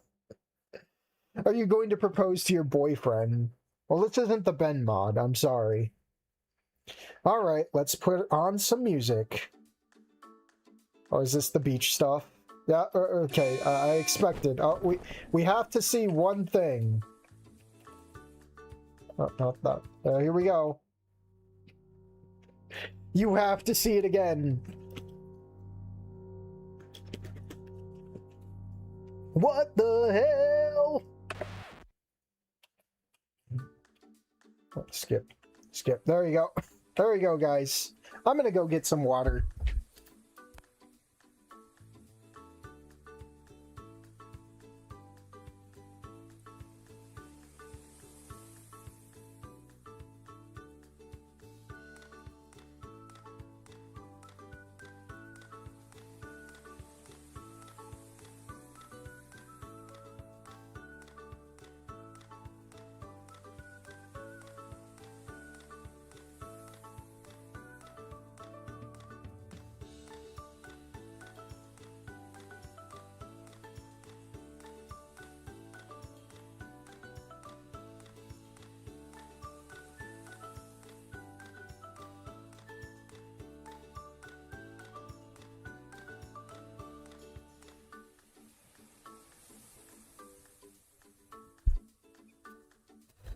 Why, in fact, Tarya is a mother. You're right. Be reasonable, gentlemen. I saw her first. She's mine. And as quickly as she came, she left.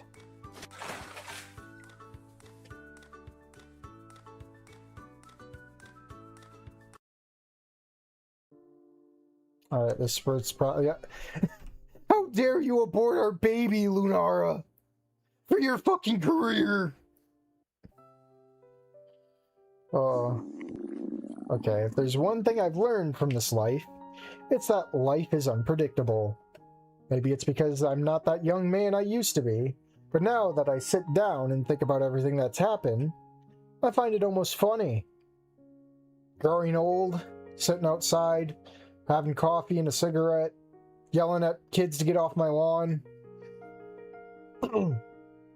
Perhaps for many, my life hasn't been the most exciting of all, that's true. Perhaps I've never been to war. Perhaps I've never been interested in being the voice of the masses. Or that simply being a global trend is an idea that I find rather silly. In fact, my life was so ordinary, I could say that it's the best life of all. Ups and downs, of course, like everyone. Sad moments. They were overcome and I learned from them. Happy moments, all that I could, and I kept each one of them in my memories. And on my camera. And to think that this crazy journey began with the yearning of a young man full of dreams, wanting to be a renowned photographer. I met many people and stories, some who stayed in my life forever, others who only exist in my memories, some others forgotten, others who will be eternal. Now I'm the general supervisor of the company where I used to work, a 19-year career that I carried out with the utmost professionalism. I never fully dedicated myself to photography, as it was more of a hobby than a real job. Well, sometimes in life you have to learn that you must be responsible before following a dream. Could I have pursued a professional career as a photographer? Perhaps. Perhaps I would have been one of the best. Perhaps I would have become so renowned that my schedule would have been full of orders and I would have never had any time to be at home. Or maybe not, and I'd be desperate, accepting even the smallest job to earn some money. After all, I now have responsibilities not only to myself, but also to others who depend on me. At least office work was much more stable. I don't complain that much, though yes, there were times when I literally wanted to throw all the employees off the 3rd floor, but it's part of the job. I still remember the fiasco from 3 years ago when one of the accountants made one of our clients lose a lot of money. He suggested them to the fucking tech support people, those fucking Sarasauruses. I literally wanted to kill that imbecile, and then cursed India. Oh well, he paid the fine and the client went to another company, but there wasn't much more we could do about it. It was quite a problematic month, but that's life, isn't it? However, now that I can afford the luxury of sitting on my front porch, 15 minutes to 10 o'clock on a Sunday morning in April, the weather is cool, the soft spring breeze hits my face. Lunar and I were finally able to save enough to get a mortgage on our own house, and with enough effort, we'll be able to pay it off in a couple more years. Lunar, on the other hand, has had a more complicated working life. The workshop gained a reputation, and the orders were so numerous that they had to hire more staff. What was once a small sewing workshop in an obscure part of town was now a bustling place with almost constant customers. Hey, wait a minute. Wait a minute. Do you see that on the lawn? Squint your eyes, guys. Squint your eyes. Get off my fucking lawn! Thank you. Get off my lawn. And one of the places with the reputation of always being present in the making of outfits for events and more. However, nothing was hard for Lunara as becoming the head of the place. 2 years ago, Tarya and Judy returned to their native country. The goodbye was hard, both for me and for them. I suppose they both always missed the roots, and for them, this was like coming home. The real, I mean, what? Shoots Un because of his amendment. Now, of course Inca would probably buy some guns. Oh. I didn't know it at the time, but they had come through a government aid program, and in fact, they had a difficult couple of years while Judy was in high school. It wasn't until Tarya was able to open the workshop that they managed to acquire some capital. In fact, the workshop was formerly an abandoned warehouse renovated by the elder Trudon's own Haynes. Something that, upon discovering it, awakened in me an even greater admiration for her. Now at least I understand why Tarya always looks so sad. I suppose his body came to this country, but his soul never did, and neither did his gender. At least W at least W sounds happier now, since we usually talk every weekend, and apparently we does the same thing there. Personally, I'm not very keen on a holiday trip to Finland, but Lunara has been very persistent lately. I'm afraid this vacation will finally be the long-awaited trip for my wife. Well, Judy and Tarya have also been very keen for us to go. I guess I'll have to find some pretty thick coats then. Which brings me to this moment. Enjoying the breeze, I let out a long sigh. So do we even have kids in this ending? One of resignation. We're going to be late again! No matter the species, the color of the scales, or the age, there's no way a girl will be ready at the assigned time. I've been waiting for over 30 minutes and I can't believe they're not ready. None of the three. Here we go. We're coming! Just a few minutes! Oh wait, no, Kate's the good one. Just a few minutes. Has anyone seen my phone? I'll blow my nose or at least try, hold on.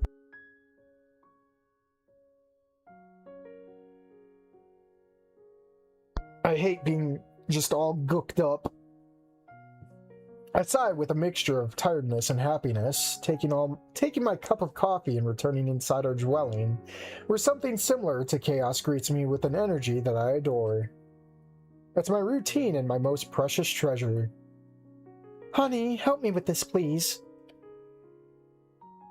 My now Bambi Raptor wife approaches me with a small chain in her hands and a gift from our silver wedding anniversary. It's not flashy, but it's one of her favorite pieces, although because of her claws, she really has trouble fastening it on her own. I accept with a smile, of course, as I watch her turn around and push her black hair aside, allowing me to see her white shoulders, which I would gladly kiss. What shoulders? They're covered by the shirt! If we weren't racing against the clock, and if there weren't any curious eyes present... Mom, have you seen my phone? Look in your room, or maybe under the bedspread, and tell your sister to hurry up. We're already late. And finally, the newest member of the family and my most precious treasures, that sudden pregnancy that brought me so much joy, turned out to be nothing more than a gift of twins. Ruby and Kate, if I had to sum up how I feel about them in one word, it would be pride. Ruby is a clever girl, although more mischievous of the two. Her scales are black like her grandmother's, and the damn thing looks unbelievably like my mother-in-law. Both in attitude and appearance, she's barely 15, and she already thinks she's a grown woman, but under my roof, some common sense rules apply. At least she should be home before midnight, although I must admit that sometimes she's a real headache, and I feel like tying her to the porch column. Sometimes. I'm seriously considering it. Kate, on the other hand, is the complete opposite, as if Ruby had stolen all of her mother's adrenaline during pregnancy. She's more timid and reserved, and her white scales give her a very similar appearance to her mother, although her attitude's more like mine. Unfortunately.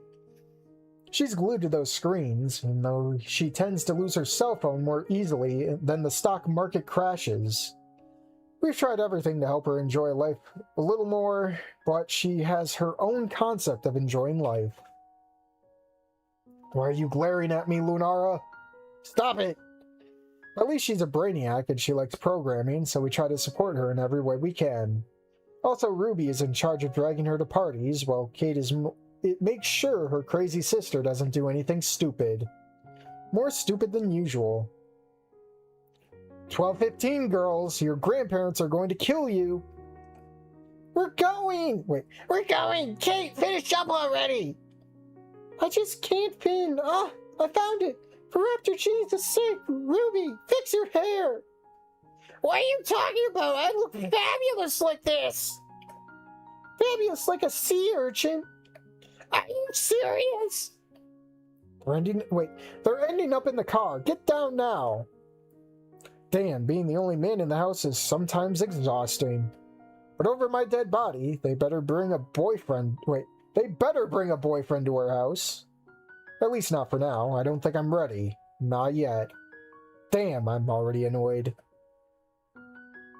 And finally, thanks to the work of Jesus Raptor, these girls are finally going down the stairs. Or should it be Jesus Raptor? Oh, she doesn't have the spikes anymore. She looks pleasant to look at, but I still have to say, Inko, you're not the father. Ruby, as always, wearing jeans and a yellow jacket, something I think she copied from me, although I gave up that style a long time ago. And Kate, something more conventional, a blue dress similar to the one Lunara used to wear in our youth. I couldn't be prouder, and I love my family, even so.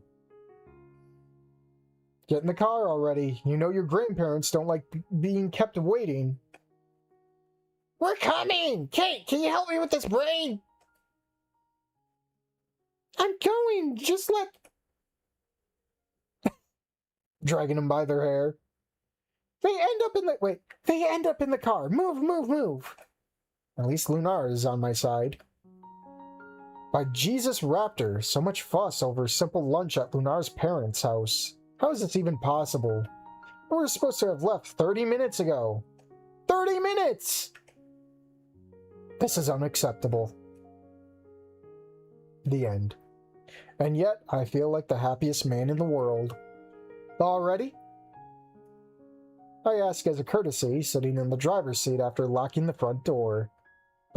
Beside me, my lovely wife gives me a smile, as radiant and beautiful as anyone else in this world. And in the back seat, my two great treasures, Kate and Ruby, one fixing the other's hair. Very well, it seems we can finally leave once and for all. Wait, I forgot my... Wait, where is Kate? Wait, I forgot my wallet! You know what? I need to add Truck Coon, because this would have been the ideal moment just to put Truck Coon right here. Kate! I love my life. Ending 1. 2 souls, 1 path. And we're gonna roll the credits again, too. I'm so, like, gunked up with fucking mucus in my throat, man. It's from my nose to my throat. Oh, I know that's a visceral picture to imagine, but damn. I'm glad this is over so I can not sound like I'm all, like, nasally. It's awful. It brings out the autistic pronunciations. Because, like, when your nose is clogged, you don't have, like, the articulation to say shit, man. It brings out your inner autist. Ending 121, I put the gun in my mouth. Now, that's not how you spell Truck-coon. The non-standard game over is also called Ending 1, really? Oof. It's bad you can't click on the links. Wouldn't that be also ambitious if, like, some of the text here you could click on? And it'd take you there? Someone's got to do that. You know what? If devlog doesn't fucking make their credits have links that you can click on, what am I even paying the game for? What am I even paying to play for, man? Alright, I'm not a fan of the menu music. I'm sorry. So what I'm gonna do, go back, kill that, play the music, there we go. Let me sit up. Oh. Adjust the mic arm. 2 endings only, I think so. People say 3 endings, but it's that one that you get in the demo too, so I'm assuming those are the 3 endings. I spoke to the creator of the Lunara working at Taco Shell mod, if he's worried about being compared to this one, and he said, not really. Lunara working at Taco Shell mod. Well, working on, so it's definitely not made yet. That's gonna be interesting. Taco Shell mod is superior. It sounds like it's gonna be a blast. A Baja Blast! This is very generic, but after Age After Beauty and Wanigemu, this is so much better. Yeah, it was easier to carry this one because it was just left there on a silver platter for me to just rip right open. And I'm not saying this is a completely bad mod. It definitely needs some polishing, but I'm glad it wasn't polished so I could have more fun with it. When are you gonna play the Brown Star mod? I kept saying I can't play it. I can't tell you who, but like there's I've been told by at least 2 people to at least skip it. And they are good figures in the fandom that I respect. So I respect them more than my chat. I'm sorry. There's 3 endings. Well, you know, ending 1, and ending 2. Ending 4 when? I need a Tarja mod. That's in the works somewhere, I think. I'm just glad we got more Looney content. Once it's polished, it'll be much better, yeah. I don't know if I'm gonna go for round 2, though. I'll let some other SnootTubers handle it. One round's good for me. I did appreciate some of the art. I did appreciate Tarja. I didn't like how Tarja was portrayed, though. But beggars can't be choosers, I suppose. I did not fund this mod, so I can't truly complain about it. What is Brown Star mod about? It's pretty much a gross poo-poo parody of Little Star. I was going to play it, but I was told not to because apparently the guy behind Brown Star did some doxing, and a big no-no, I guess, so I'm not going to touch that mod out of that reason. I hate that I have to keep addressing it. I'm not playing it. I swear I thought I put a statement on the community board about it, but maybe I didn't. Are there even any SnootTubers currently? Well, I'm sure for a fact tomorrow it's going to bring Humo back out. So either tomorrow or the next day. I mean, this day was like this day. Tomorrow was announced at least 2 weeks ago, so that probably gives Humo some time to get the guys together to do some voicing. I don't know about anyone else, because I know Bowie's probably going to be with Humo, and then probably making his video.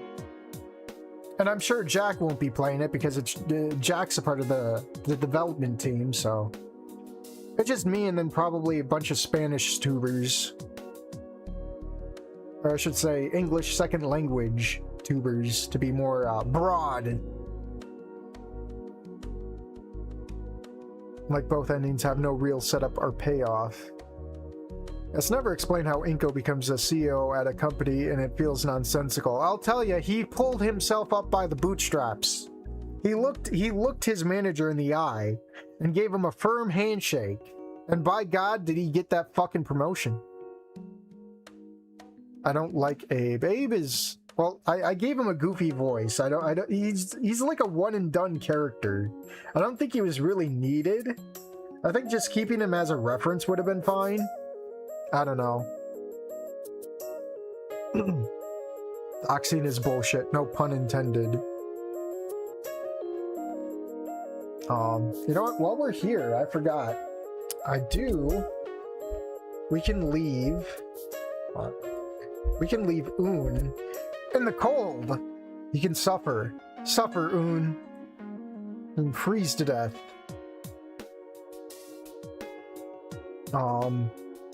In fact, we could put Alia there too. Oh, I'm moving something. I don't want to move that. Select Alia. Put Alia there. Grab Un, move Un. Make him super tiny. That's super tiny. There we go. Freeze in the cold. I mean, you don't even need to have doxing excuse, bro. Poop humor is just... Well, I'm not playing it, just because of the person behind it. I don't believe that devlog will drop tomorrow. Well, they just made an announcement today saying it's going to drop tomorrow. By God willing, it would have to take a fucking massacre or something to make it not drop tomorrow, I think. Once a human... what? Oh, once a month a toe. I see.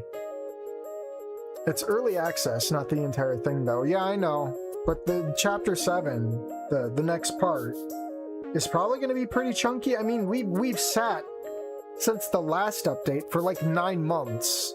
If I'm not eating good... well, I'm still going to get the game anyway, but I'm going to be mad. I'm going to be mad. It ends up feeling like both endings are like, well, I don't know how to end this. The end, I guess. Yeah, the endings did kind of feel like Dancing Towards Tomorrow's endings, except not ripping off. They just felt like endings to end, you know?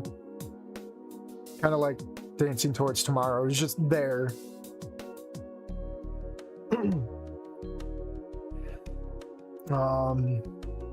Can we see Un one last time? Yeah, we have Un. Oh, I guess scroll down. Dancing Towards Tomorrow had more setup for its endings than this mod did. Yeah. Well, that's because they pretty much ripped off Snoop Game. Snoop Game and Wani. The Truck-kun ending was at least set up by Un cheating on Alia. Yeah, that one was probably good. I liked how that went out. I'm especially thankful because that's what saved Dancing Towards Tomorrow for me. After this, I do have to get Truck-kun in here. I got some displays. I should probably put some a character folder in here and then have all the characters here. That'd be great. We'll have Truck-kun, we'll have Schizo-chan. I don't know any other... maybe we'll grab Avalon, too. All the Mimi characters.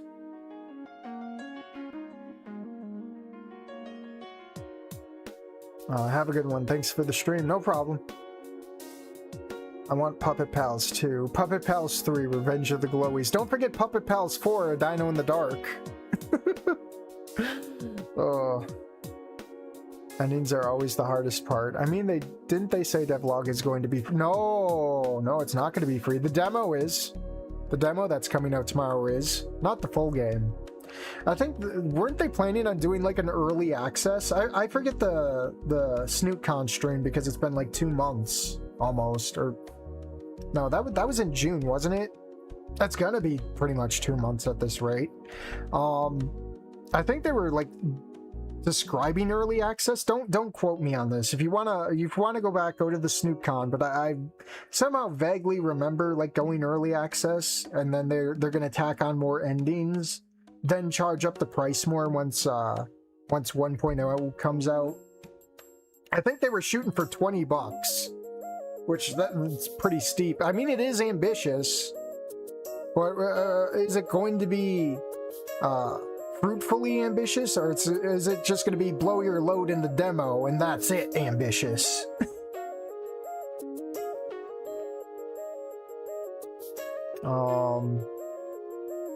I like how... I'm not reading that. You could take your love for Tarja to the Boru. That one car crash gif, I don't know. Colossal Titan, but in Avalon colors. Puppet Pals 4 fell off. Oh god, early access. They'll never finish it. I mean, that's what I thought it was. I could be remembering wrong. I'm remembering wrong. Like I said, like SnoopCon just drained me. A lot of it was just boring, not even filler, it was just boring crap half the time. And with no demos to show, well, barely, some demos.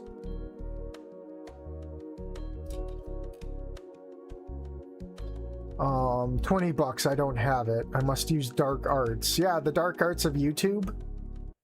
I mean, it's pretty much free if you go to YouTube. Someone's gonna play it. I'm gonna play it.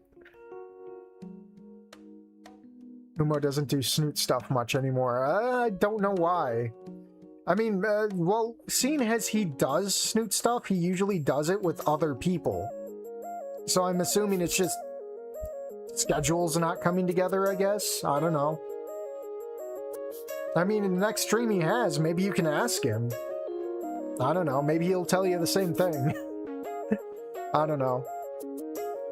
They're going to release it in early access, update it once, and then abandon it. Oof. Well, like I said, my words aren't true. Don't quote me verbatim. It's just what I remember, and my memory is not the best, as my brain has been snoot slopped thoroughly. Devlog is disingenuous. Yeah, Devlog, I don't trust the people behind Devlog. That's probably the best alternative we have, seeing as I don't really trust Caveman on, but Snoot eats Snoot world, I guess.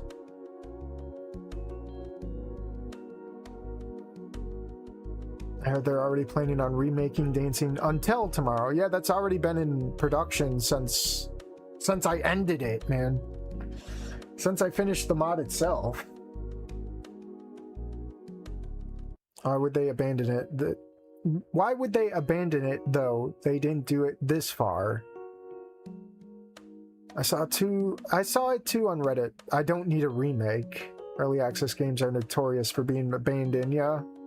Please abandon Dancing Towards Tomorrow. I actually want to see it. Just to see if it's another shit show or if it's like builds upon the shit show. Dark arts of piracy. Well, watching according to Nintendo back in, what was it, 2013 to 2015? Having their games being played on YouTube was essentially piracy. God, I hate the autism that is Nintendo. They ruined one of my favorite YouTubers and now he's fucking washed up. He's dead. Why not trust them though? Because they want the money. I think they're really in for the money. Miguel really likes money. He talks a lot about money.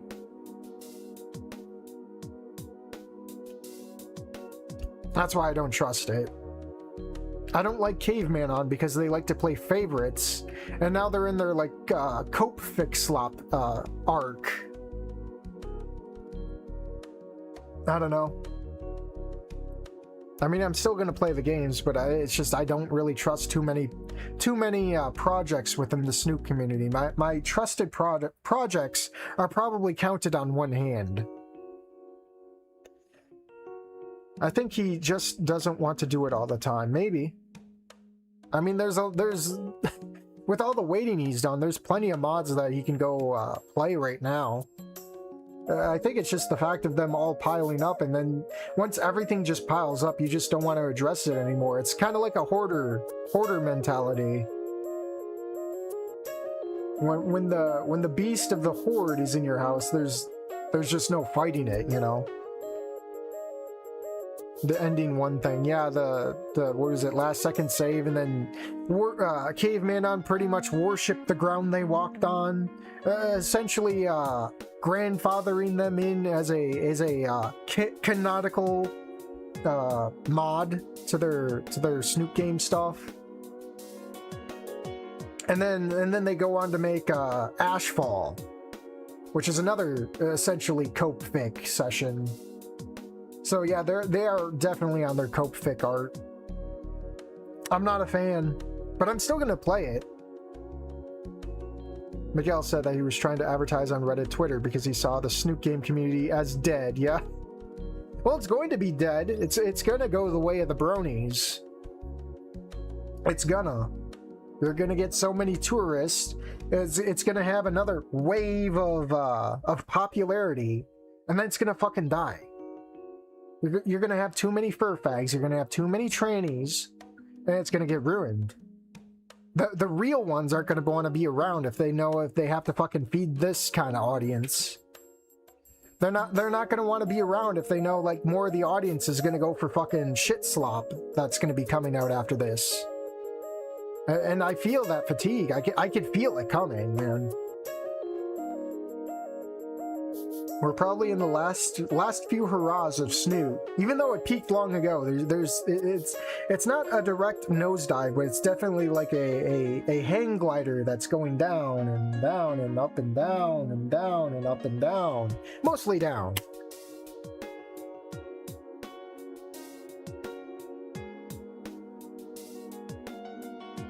Oh, if it dies, it dies. As long as Cat Spoon exists, there can always be more Snoop content. Matters of Trust having to be rewritten is telling. They couldn't make lightning strike twice, I guess.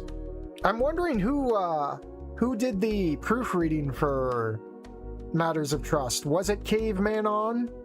Or was it just randos? That's what I want to know. Imagine being told you're like the best, hottest shit on the block by Caveman on, and then Caveman on says, this fucking ending 2 fucking mod just fucking sucks. Dude, that's got to be like the most morale breaking thing to have. Oh, glad it's not me. Although Ashfall was good though. Ashfall was short. There's not much you can really gain from Ashfall. That's the thing.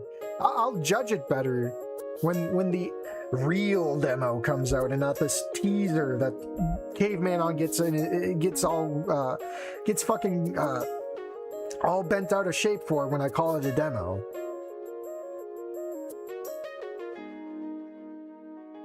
Ashfall devlog and Hold On To Me will be the last hurrah. Well, to you maybe. I'm still holding out for Don't Bite Me and Derivative Volcadera Nights. Those are the only two. And then whatever Hoshin pushes out. Because I know we're still waiting for the Mia ending and purple stuff. The gooning to E2 disturbing, yeah. Wait, how is Ashfall cope? Well, it's literally you're saving a drug-addled woman from herself. That's basically the cope. It's the I have to fix her. I gotta fix her, guys.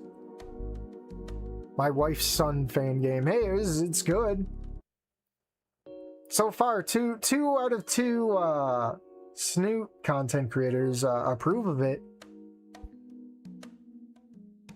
And I'm sure it's gonna get the seal that is buoy to clap and cheer. Ashfall starts out as ending 1 with the religious implications, then straight to E3. Man, I miss when E3 was actually a convention rather than an ending. Oh.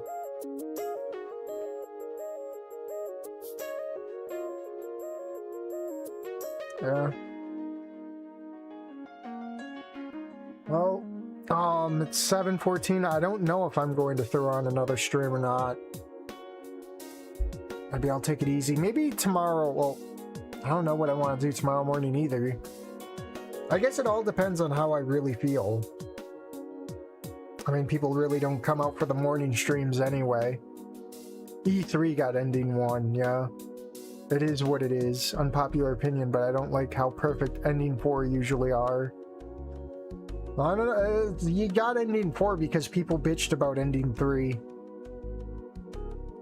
for Snoop game, so it is what it is. There's always the big Stickman saga in the freezer. I don't really feel like playing Diablo. I think I'm all Diablo'd out for the moment. My kick these days has been playing Starbound. Ending 4 is the Wayne's World ending. It doesn't bother me.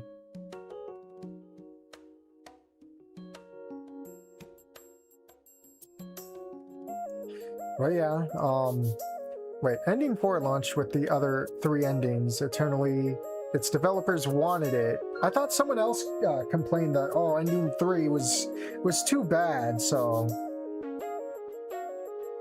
That's like, people complained about it, so then they put in ending 4. I'm checking my phone. Phone's crap. Porcupine Sapphire Terraria collab. I'm not playing Terraria. I'm playing Starbound.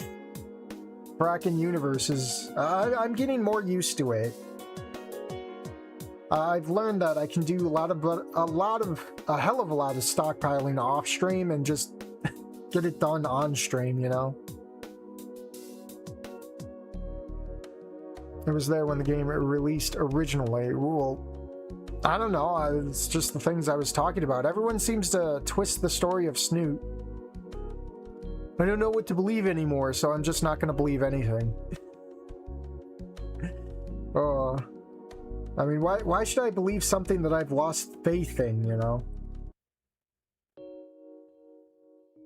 Now, the bonus chapters were because people complained. I swear it was ending 4 people complained for.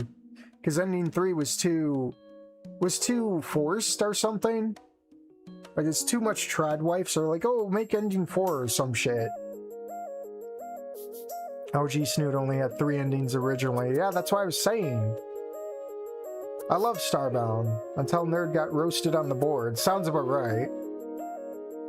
Ashfall isn't just isn't high school drama and actually has adult problems in it.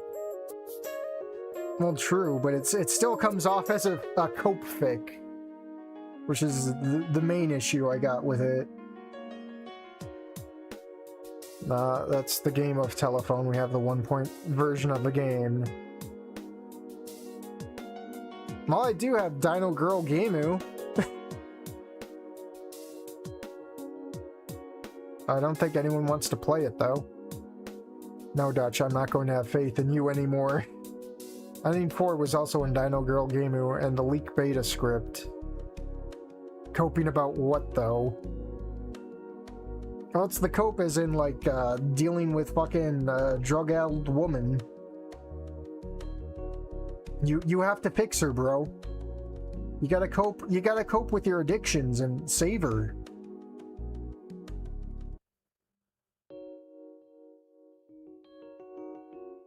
No, I just think there's other ways to write a issue to a story that isn't just drugs or school or bullies. I don't know. The sky's the limit. Message retracted. It's just the fact that Fang doesn't have their own agency in 2 and 3. That was another thing that was complained about. The leaked beta script had ending 4 as being more funny as Naomi dated Kanye and mentioned presidential Yeezy will rise again.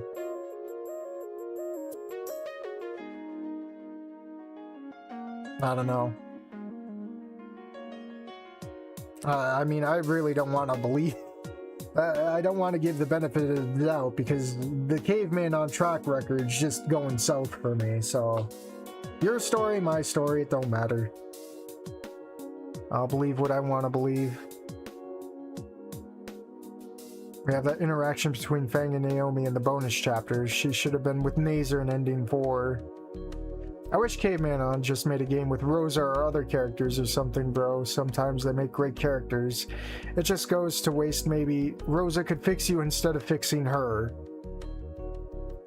Yeah, when are we getting those Rosa mods?